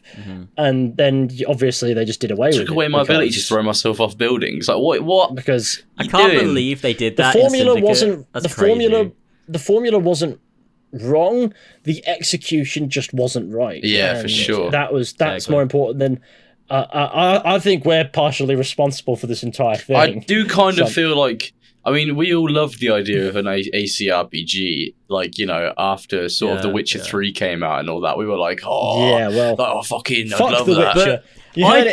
I don't think we envisaged it the way it happened. No, I envisaged it being that's the idea we had. I envisaged ancient Egypt, Assassin's Creed Brotherhood with RPG aspects. I can go into a big city and do like cool social stuff and stuff like that. Like tight streets with like meaningful parkour. Yeah, I did not imagine Trial of the Gods. I'm going to go and kill Anubis. Like what? A big like sparse open world with like nothing in it. That's not really what we had in mind. we imagine like question marks everywhere to tell you where everything or like on the map fantasy is. shit. Like I didn't. That was not something that I wanted. Or like when I made that video, remember it was like my vision of Assassin's Creed Origins. Like there was no mention of fantasy or anything in that video. It was all just like sort of Assassin's Creed alternate history stuff, and I never thought they were going to do that because they'd never done it before, really. Where it was like, look at this big monster that you got to kill, or like this. They were gonna convolute their own mythology eventually. I feel like on some level I always knew that it was already happening. Like. Not to a great degree, but ever so slightly, it was slipping out. Yeah. And then with Origins, I think it, if anything, it explored the mythology of ancient Egypt, but it didn't really explore the mythology of Assassin's Creed. Well, it just made the mythology of ancient Egypt, and they were like, that was real, that happened, it was just the Isu. And that was their issue there. It's just peculiar, and that's where it went from. It was always meant to be like, a contradiction to religion, and not this is religion. Like, the Isu are religion. Like, it was, I don't think that was ever the intention. Exactly, it was supposed to be like, this is what actually happened. It's like, you think you know the story of Adam and Eve, or here's how it actually it's happened. Like, here's an ogre. Yeah, no, it's very much so. This is you've read about Medusa? It happened exactly that way. It was just the Isu. It was always, at first, these religious perceptions are rooted in the Isu, but it became the Isu just are the religions. Everything is exactly the same as it is in the books. Like, exactly in all of these religious texts, in all of these like mythological like writings and stuff, it's all exactly the same. It's just we're gonna tack on the end. Oh, but the Isu did it. It's like, Pythagoras, look, he discovered Atlantis, mate. That was the Isu as well. What are we doing? It just seemed a bit. It just seemed a little bit silly to me. God, yeah. And I think what was very obvious and is obvious now in hindsight when you look at what made everything post Revelations feels so bad is, yeah, it's partly the watering down, it's partly the misunderstanding the identity of the brand, but it's also the fact that Assassin's Creed was never supposed to last that long. No. And it instantly breaks itself when it goes on for that long. It is the stalest milk ever. It's so fucking sour, it's unreal. Patrice, it should, 5 games. Should have been 5 games. What even is the story now? What are the modern day people fighting against? Oh man, who gives a fuck? That's the thing. There is no story. That's the thing. Desmond saved the world, and now they're just like, guess we go back to fucking killing each other then, all right? That is it. You've summarized the what is even the landscape of the Templars and Assassins in Valhalla? I don't even know. They haven't met since Syndicate. The Assassins have been fucked for years. I always thought there was gonna be some cool comeback when it was back in the Desmond days, but now they're still just living in random fucking warehouses and shit and caves and getting killed by the Templars. How is there even any fucking left? What's going on? And Abstergo, what are they doing? They wanted to do this satellite launch thing, and yeah, they were beat the first time, but are you gonna do it again? Yeah, you can just do it again. Desmond's not even here anymore. He's not gonna do it. It's been 8 years. It's been 8 years. Just get another apple. Yeah.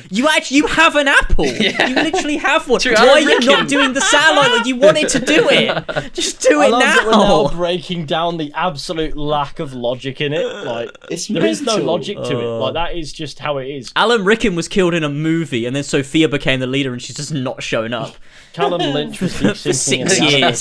Jeremy Irons was very confused at that line. All the OG big figures in They Abstergo. They also spoke about that Netflix show, didn't they? It's cool. They did live action Netflix show. Yeah, they don't know what the fuck that's going to be. But the thing is, people going, they announced it, but they didn't. No, it was announced a while. What happened to the exact same way that's been spoken about? What happened to the anime they were going to make? Oh yeah, I don't know. Who fucking? Because I remember making a video on that. I woke up one day and saw new AC news, and I just fucking made a video about it was AC anime, mate. The guy who did Castlevania is doing it? Was doing it? Castlevania was fucking great as well. That's the thing. It won't be anything like Assassin. It won't be Assassin's Creed. It's gonna be Castlevania with a coat of paint on it that looks like Assassin's Creed. Well, that's what Ubisoft does. They copy something else and reskin it. Yeah, most likely. Well, there you go. Yeah. But no, back to your point, George. Sorry to interrupt. What did I say? It just came to mind. I was saying, all the big OG Templars from Assassin's Creed back in the day are either dead or in a coma. Fucking what's his face? Alan Rickman's dead. What's the dude from Otso Berg is Otso Berg is he did it. How crazy is that? They brought back Otso Berg in the Odyssey DLC. Layla paralyzes him, and then he just doesn't show up again. They just didn't even bring Cyborg it up. Berg. You know what? Fuck it. Give me Cyborg Berg. Cyborg Berg. Cyberg. Let's go. Layla fucking killed Victoria with the star. Yeah. Layla's a fucking war criminal. She's fucking mental. Goodness. She's been murdering people. Yeah, no, I love that. Jesus. That's probably my favorite Assassin's Creed moment, just because I can't be asked thinking about it sincerely now. My favorite Assassin's Creed moment has been reduced to the moment where Layla bashes this woman with the staff of Hermes and lobs her across the room and then tells her to get up, and she's clearly fucking that's so fucking funny. I love that whole arc they did. They tried to do this weird arc in Odyssey's DLC where Layla was a bad person for killing Templars. Yeah. She's an assassin, but if she kills Templars, she's bad. Does the name William Miles ring a bell? It's a favourite moment. So bad, dude. It's so bad. Oh man. I am God. quite the fan of does the name William Miles. Assassin's Creed is so funny. I love talking about it every now and then, just to come back and chat about all the new story threads and stuff. So funny. I rethought that William Miles scene in my head and thought how much more impactful it would have been in a similar sort of scenario if it wasn't William, but actually Desmond. Oh my god! A different comes take. back from the dead. Does the name Desmond Miles ring a bell? I was thinking to rework it. I was thinking, what if that didn't have to happen that way? I understand why it did, but I just didn't think it was that good. So I thought to myself, they've really fucked their franchise here. Is what I was thinking. Yeah. Because my thought is all these things that William Miles is saying would have had so much more narrative impact coming from a character that they killed off when touching an orc. True, but Desmond can't. Oh no, he can speak, can't he? Because he's. I can't believe they fucking did that in Valhalla. Like the what's his name? It's like the glowing dude, the reader, and it's just fucking Desmond. It's like, oh, his consciousness is in the animus. Oh my fucking god! After all these years, everyone was fucking saying it was, and it actually is. Oh, it's just so weak. Like, I get what they're doing, but there's just no like emotional weight to it at all. Well, yeah, because it's not Desmond anymore. It's just Nolan North's voice. Desmond's been gone for ages. Layla means nothing to us. There's no connection between the two characters. They've not set up the stakes of the world ending again. There's no connection to the ancestor in that regard. Like, there's nothing there. There's nothing. I mean, he doesn't even act like Desmond because it's just Nolan North's voice. It's just entertainingly funny to watch from a distance. Yeah, it's just such vapid writing. This is a grease fire that we are nowhere near. True, we're just watching it from a distance. We're just watching from a safe distance, knowing that we're doing all right. I've been on that topic. Let's move on from the topic. There you go. Everyone, you can click off the fucking video now, right? Yeah, end the podcast if you want to right now. But we might bring it up again though, so don't click off. You never know. Yeah, exactly. You never know. I have been making content that I've been enjoying. Yeah. Mm-hmm. I quite like game good secrets, stuff, so I've been leaning into game secrets a lot. Yeah. I've done a few parts for Mass Effect. I've got another one of those going up today. I've done a couple for Red Dead just to get those views over onto this content. And it's working fucking well. Nice. And I've got a video on 10 secrets in Skyrim. The Witcher 3, that one's done really well. Horizon Forbidden West, it could have been done better, but I really enjoyed making that video, so I don't really care. And I've just been really... I guess really liking this new direction of content, and seeing that people want to watch it, and seeing these views on games that I could post any video on outside of this idea, and they wouldn't get much views. And as a result, now if I were to do say a video on Mass Effect, I'm more confident that it would get more views, and it's all right because it's a franchise I'm passionate about. Your video on Mass Effect 1 did well. It's nearly on 100k. That Mass Effect 1 is terrifying video. Yeah, I watched that when it came out. It's really good. I like touching down on cosmic horror. It's just for sure, it's just ideal.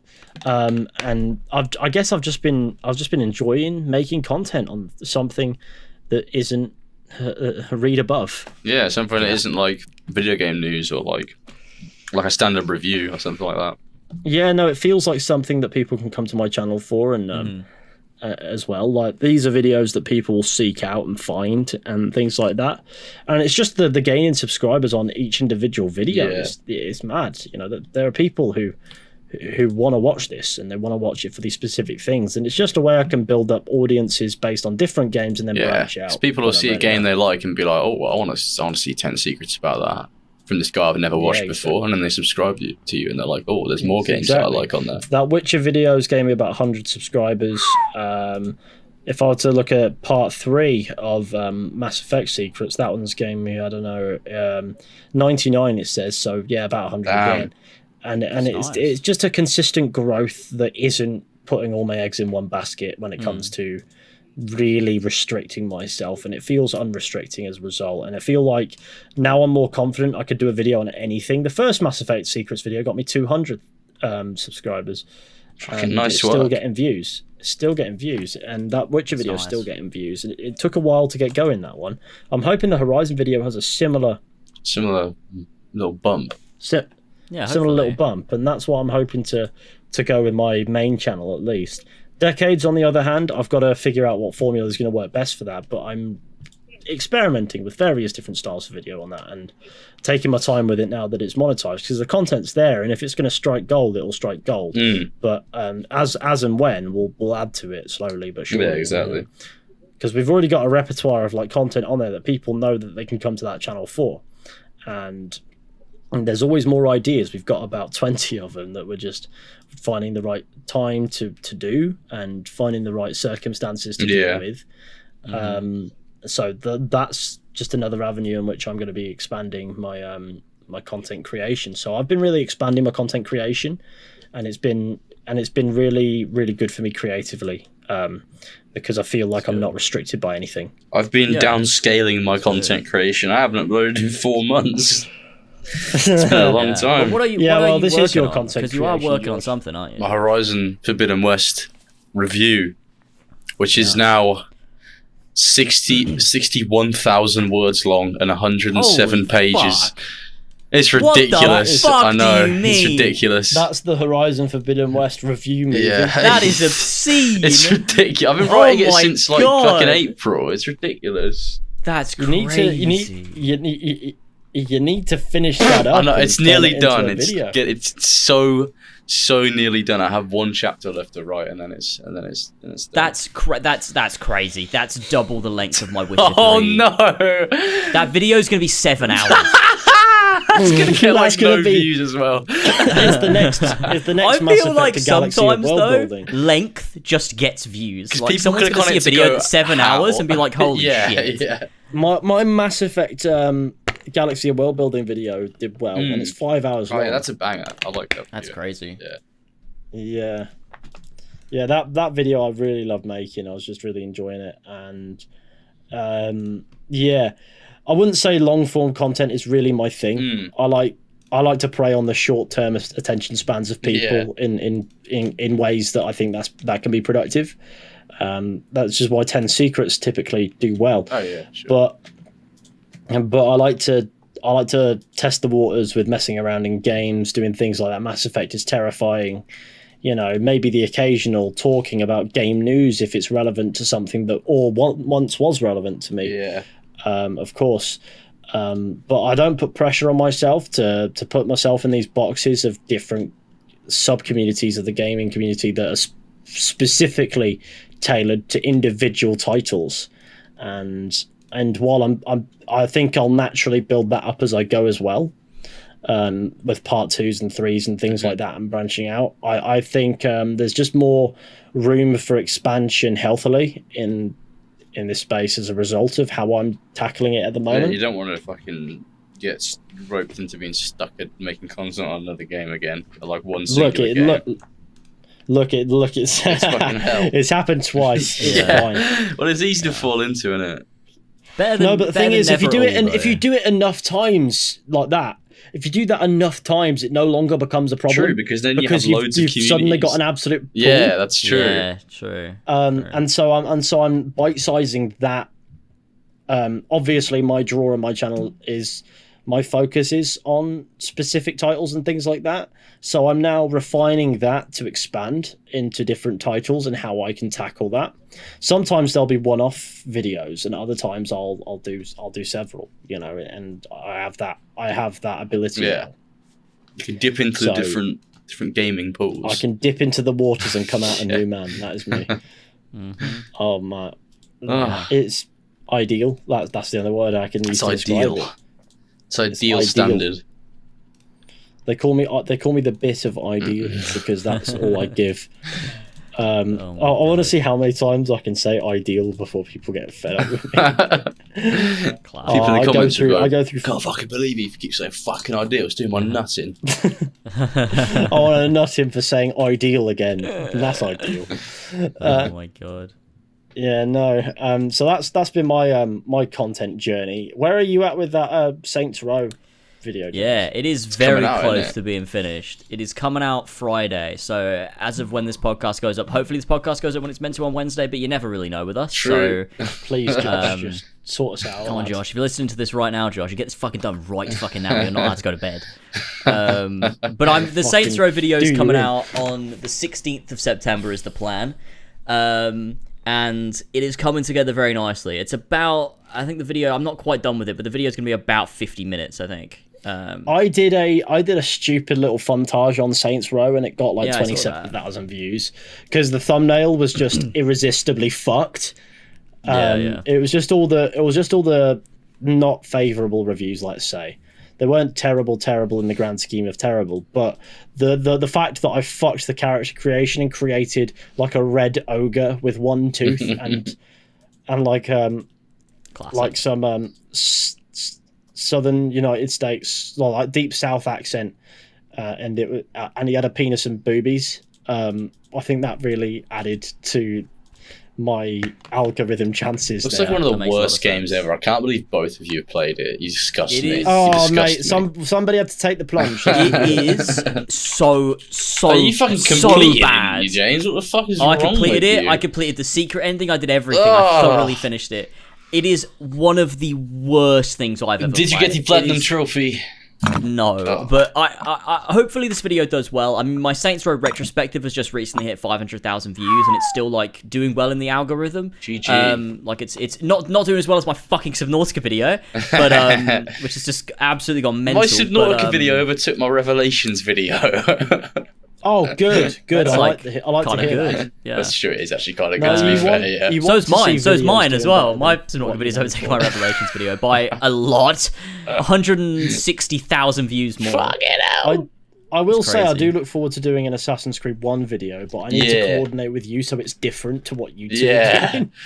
Well, Mine mine's, is, I think James gonna be a um, little bit different to what mine. Mine's gonna be is. like Odyssey broke me, but the opposite. Yeah, Is yeah. the plan. Assassin's Creed 1 fixed me. Yeah, something like that. Assassin's Creed I don't 1. know.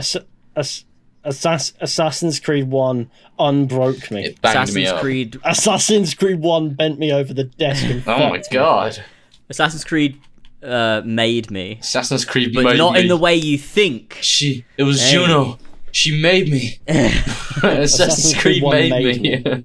But yeah, that's my plan. So is to be, I suppose all that's video. cool. And then George, you're doing like a retrospective. Well, I mean, in 6 months. I'm actually gonna try my fucking hardest to release it on the 15-year anniversary. I'm There's gonna no try it. way. I'm gonna try it. You haven't even finished this. You've got 2 months. What date is the I know. 15-year anniversary? And that kind of I November think shit. it's something. November the 19th or something. Yeah, something November like that. 19th. For ages. Oh, That's we've got. ages. I've got 2 months to make a video. Ideal. That's ages. It There we takes go. 9 I've done hours it. for me to complete fucking AC1. Fucking bang that out on like a weekend and then start writing the Nice. video immediately. I'd bang it out in a day. However, for some reason, when I use Shadowplay, the audio starts to really lag out. So it'll just so if I get to the back of it, the audio will be completely And have fucked. King Richard going, "You bloody crazy assassin! Yeah, you." And I'll be there, and I'll be there fighting Al Mualim as What it's happened to the happening. King Richard game? What Oh happened to that? yeah, I guess it wasn't yeah. real. Oh, I guess it was a Yeah, I shitty think fake leak, just like all the other shitty fake leaks that have come out of Assassin's Creed. That's funny. And see, look, we're talking about Assassin's Oh, Creed we again. I do, told you we to stick do. around. Okay, what the fuck?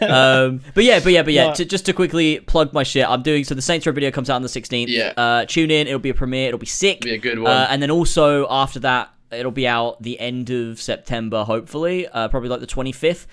I'm working on a video for Subnautica Below Zero to follow up my Subnautica video That's to a be good about idea, how to be that game fair. handles thalassophobia differently, Yeah. but still manages to capture a lot of the same feelings, but in a different way. Yeah. So that's going to be pretty cool. Fucking sweet. Oh yeah, that sounds awesome. So there you go. That's where I'm at. Hey George, Yeah, I know you said you had some I do, recommended. and they're great. Oh yeah. They're fucking good. I'm ready. Okay, Would you like to? yeah, I'll do Would it. you like to shove some recommended? I'll on do me? it. I'm ready. Okay, what? I'm not gonna read them out yet. I was about to just Okay. instinctively read them out. Oh, wait, I got to Okay. update Skype. Let's paste them. 1 second. Oh, On my phone. classic. On my phone, I got to update it. You can see it right Alright. there. Okay, they can barely see it, but surely you can make out that that's something on my phone screen. Oh, there you go. It's already fucking updated. Holy shit! All right, Perfect. the 4 pillars. Paste these in, and then I'll read the titles out. Okay. Alright, so number 1 is electromagnetic railgun footage. Which is mental, Nice. by the way. It's fucking mental. America's doing some mental shit. Yeah, well, the ones that been. That's true. Then you've got orangutan versus robot orangutan soaring duel. Then you've got number 3 is elephants refuse to share giant mirror with leopard. Oh no. And then the 4th one is really cool. It's skydive formation world record, which is it looks mental. So I guess we'll start with the electromagnetic railgun footage because it's Yep. fucking wild. Nice. Let's boot Okay. this up. Alright, I've got it I've up. got like ads on every single one of these things. Yeah, but so did here we I. go. Oh shit! Right. Okay. First, electromagnetic railgun firing hypervelocity projectile at March 7th. Yes, it's Yeah. it's fucking mental. It's fucking mental. Are you ready, guys? Are we ready to I go? Yeah, am I'm ready. I mean, nice one. Oh, you can cut that. You can do it. Go. 3, 2, 1. Play. Look how fucking quickly it shoots through all those fucking walls. Look at that. Shit. That is 10 times the speed of sound. It's fucking mental. That is insanity. It is. The way it works is like that initial missile has like some canister of shit inside of it that releases like a micro explosion that then shoots the tip. Like it projects the tip further so it doesn't lose that velocity as it's going through the air. It's fucking mental. That's crazy. It will show it in a second. It will show the separation of the sort of. There's a pre-dispensed flight, and then as it sort of reaches less velocity, it separates. That's now insanity. there you go. Oh yeah. And then it projects that bit further, so it doesn't lose that sort of velocity, if that makes sense. So it can go through stuff. That's mental. It's fucking mental. Railguns. I don't know what else to say about that. Besides from hopefully nobody's using it on the orangutan. Every now and then I have to show you man-made horrors. Alright, yeah, orangutan videos. Orangutan. Right, okay, we ready? Not yet, 1 second, sorry, my computer's really slow. As always, you know. I'm gonna get the rest of these videos loaded up as well whilst we're waiting. Robot orangutan versus wild orangutan sawing duel. It's fucking great, to be honest. It's an absolute Are we ready? My manager actually told me to watch this video at work, so... Naturally. Hey, 1 second, these other videos, Okay, I've just got to get them to load real quick. Why is my computer so slow? It's fucked. It's fucking ridiculous. Classic. That's what you get for buying a computer off someone. It's on the Facebook Marketplace. I mean, it's got good... I've abused this computer, to be fair. Alright, there we go. Okay, it's loaded. You bought it on the Facebook Marketplace. I did, yeah. It's got good fucking specs, though, for how much I paid for it. Right, okay. Yeah, but somebody probably wanked into it. Yeah, it was me. Alright, let's go. Yeah, man. There you go. Okay. Right, I'm ready. Alright, 3, 2, 1, go. So yeah, it's At a jungle hut. 2 orangutans. One's a robot and one's a real orangutan. Why did they just give... That was great. Say an orangutan, you're cool. Honestly, I love that woman. Right. That was good. I enjoyed that. That's ideal, that. Next one. Alright. Is The elephants in the mirror. Elephants in the mirror. An elephant's family refuses to share a big mirror with a leopard. Yeah, it's fucking great. Alright. Okay. 3, 2, 1, play. So this is Craig. It's a great video. It's the boy. He's in front of the mirror. He gets all angry. He's like, who is that? Son of a then? bitch. Who are you? I'm gonna have words with you. He looks like Sora. Oh god. I like how he's kicking off at himself and he has no Yeah, clue. it's amazing. He keeps like looking behind the mirror and then like putting his face back in and being like, oh shit, it's a fucking guy. Who's the dude? I thought that was so weird, that transition. That was a strange transition. I thought the jungle just fell Yeah, on I it. thought reality was fucking shifting. And look, now the elephants come in and they're like, what are you doing with that big mirror, you fucking cunt? The elephants rock up, they're like, you son of a bitch, this is our mirror. Wait, the elephants You know are to pretty stay loud on your as well. side of the ends. Oh my god, the elephant is scaring the leopard away. Look at them, they're like, what are you doing with that big mirror, mate? Look at that group of elephants. That's some fucking damn Looking shit. in the mirror like, yeah. Oh my god, these noises are like fucking bass boosted. Dude, Shit, oh my they god. are really loud. Elephants are loud motherfuckers. I never knew elephants could make the sound of ah. Ah! Now he's back. There you go. He's back again. He's like, this is my mirror. Fucking manic. It's like, oh wow, what a mirror. I love it. And the elephant's coming back. He's like, no. It's like they're fighting for territory over the mirror. It's so funny. I think they're just fighting for the sake of it. They're loving it. I think it's more so a proximity thing where they're just like, nope, nearby. What if it's like they just think the mirror is really cool and they're just like, we need to be near this cool thing because it shows me other animals that look really like me. That he's angry again. It's like, who is this He's guy? going on a family picnic and he forgot to bring the buffalo and now he's not best pleased. He keeps looking behind it like, what the fuck? And now he's like kissing it. Like, it's so weird. It's like caressing it. Like, ooh, yeah. Like trying to be mates with it. When he realizes he can't be mates with it, he gets angry again. Look, now he's angry again. He's like, what the fuck? He's not recognised as kicking off at himself. I know, it's so funny. Great. He really does remind me of Sora. It's fucking weird. I just like Why this. is Sora a bit like that with his reflection? Sora's just very cat-like, so just seeing a big cat reminds me of him. I just like the idea that someone's put a fucking mirror in the middle of a jungle and just been like, yeah, let's just film it, see what happens. See what happens here. Right, this last video is fucking mental. It looks so cool. Okay. You guys Oh ready? wow, I am ready. Alright, 3, 2, 1, play. Here we go. Here we go. All these fucking planes. It's like Fortnite. Whoa. It's My I'm God. Fortnite. jumping out the battle bus with the boys. It's a lot of people. It is, and everyone's gonna link. Everyone. Everyone's gonna link. Yeah, it's fucking insane. Like when everyone like reaches the formation, it just That's looks so crazy. insane. Like look at that. That's so many I people. know. It's like a crowd. Imagine if they all died. That'd be horrible. You sick fuck. Of course. It's like we that go scene in there. Iron Man 3, or is it Iron Man 3 or is it Iron Man 2? Which one is it? The Iron Man 3 with all Yeah, the it's suits. where he saves. No, where he saves the people out of the plane. They all link. Oh, that's Iron Man 3 yeah, as yeah, well. yeah. It's like that. Look at that. Look how insane that is. That's crazy. Human beings are fucking mental. Why are they doing that? They're all upside down. Yeah. Like, it literally looks like a crowd of people like holding hands. Think how cool that is. It's fucking Fortnite. And then they dip away. That's really cool. Who was able to measure the world record there? Fuck knows.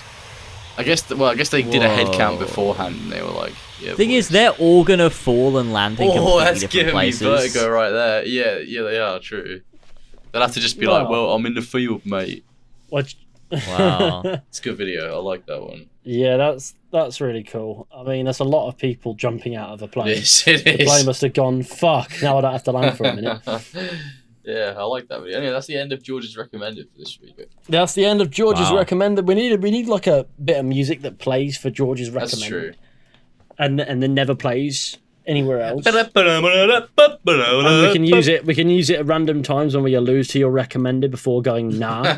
We're talking about Assassin's Creed, and then people can get really excited, Yeah, followed by boy. disappointment, followed by excitement, followed by more disappointment. And I think we'd have a great We're talking routine about then. AC to Mirage post tonight. It's a great game. it. Top 5 Assassin's Creed Mirage moments. It's good. I loved it Oh when my Bayek God, went, amazing. oh my god, my son is all I have. Yeah. That I guess. Is Bayek's Oh, son fuck. not Bayek, Basson's son gonna be in... Bayek's son. Is Desmond's son gonna be in AC Mirage after all these years? I think so. I personally think yes. He's finally gonna take out Finally. Juno. Fucking I think hell. they're setting it up. Well, I mean, we all know Darby's going to save AC again. Well, yeah, he Um, just is, isn't he? He just is.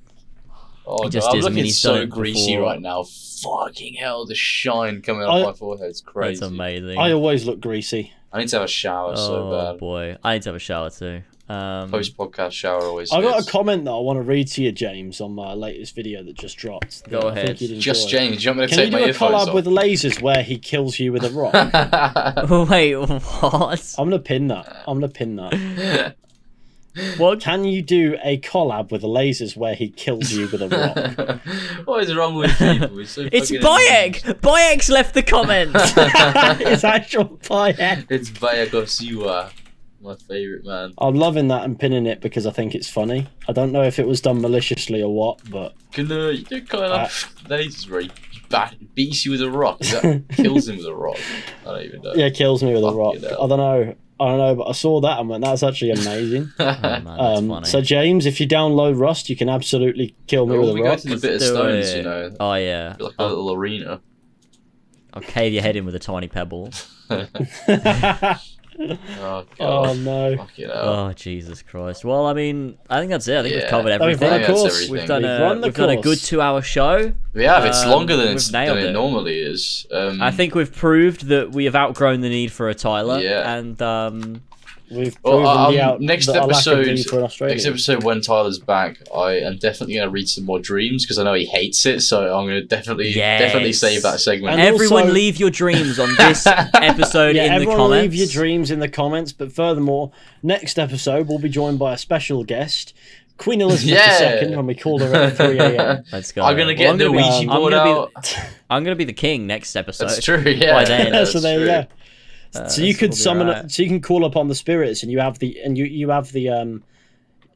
the year of God God. save the king. So God can communicate through you and all that. Yeah. Divine right and shit. Sure. I don't know. Oh, I just realised Tyler's not going to be here for the next one, is he? It'll be the one after that. So we will actually God. need to get special guest Queen Elizabeth II. And that'll be the one where we're in person and we're in a studio where it says support your local girl gang on the wall. Yeah. So Can we get that if we do go Good to the vibes. studio? Can we get that in the background? yeah, it's it's there. on the wall. Yeah, it's there already. Yeah, I think we'll that's fantastic. Yeah. We'll make sure it's definitely in the shot. Yeah, we have to. Oh, it's gonna be so good. It needs to be done. We need to make sure, like it's a decent temperature in there, and I'm not like dripping by the end of the podcast like last time where I was like, it's gonna be soundproof to fuck, so it's gonna absolutely roast. oh god, I probably will be. To be fair, probably will be sweating like an absolute pig. Listen, just be naked. I'm sure it will really fit with the message on the wall. Naked. Girl empowerment. Yeah. Girl empowerment. As long as your cock and also balls are covered by like a sock, you'll be sweet. As long as me cock is out on the podcast. I don't know why I'm speaking So like yeah, that. join us for the Four Pillars podcast in which George will have his cock out. Yes. Thank you to everybody for listening, watching, whatever you're observing this podcast on, whether that be YouTube or Spotify or wherever the fuck Tyler on the puts it. podcast I don't app? know. Is it on the podcast app on Apple? On It's on. I don't know. iOS? I think so. It's on Spotify. We're on Apple podcasts. We're on apparently we're on Google Podcasts too. On SoundCloud. SoundCloud. Yeah. Fucking hell. Do you listen to we this on are SoundCloud?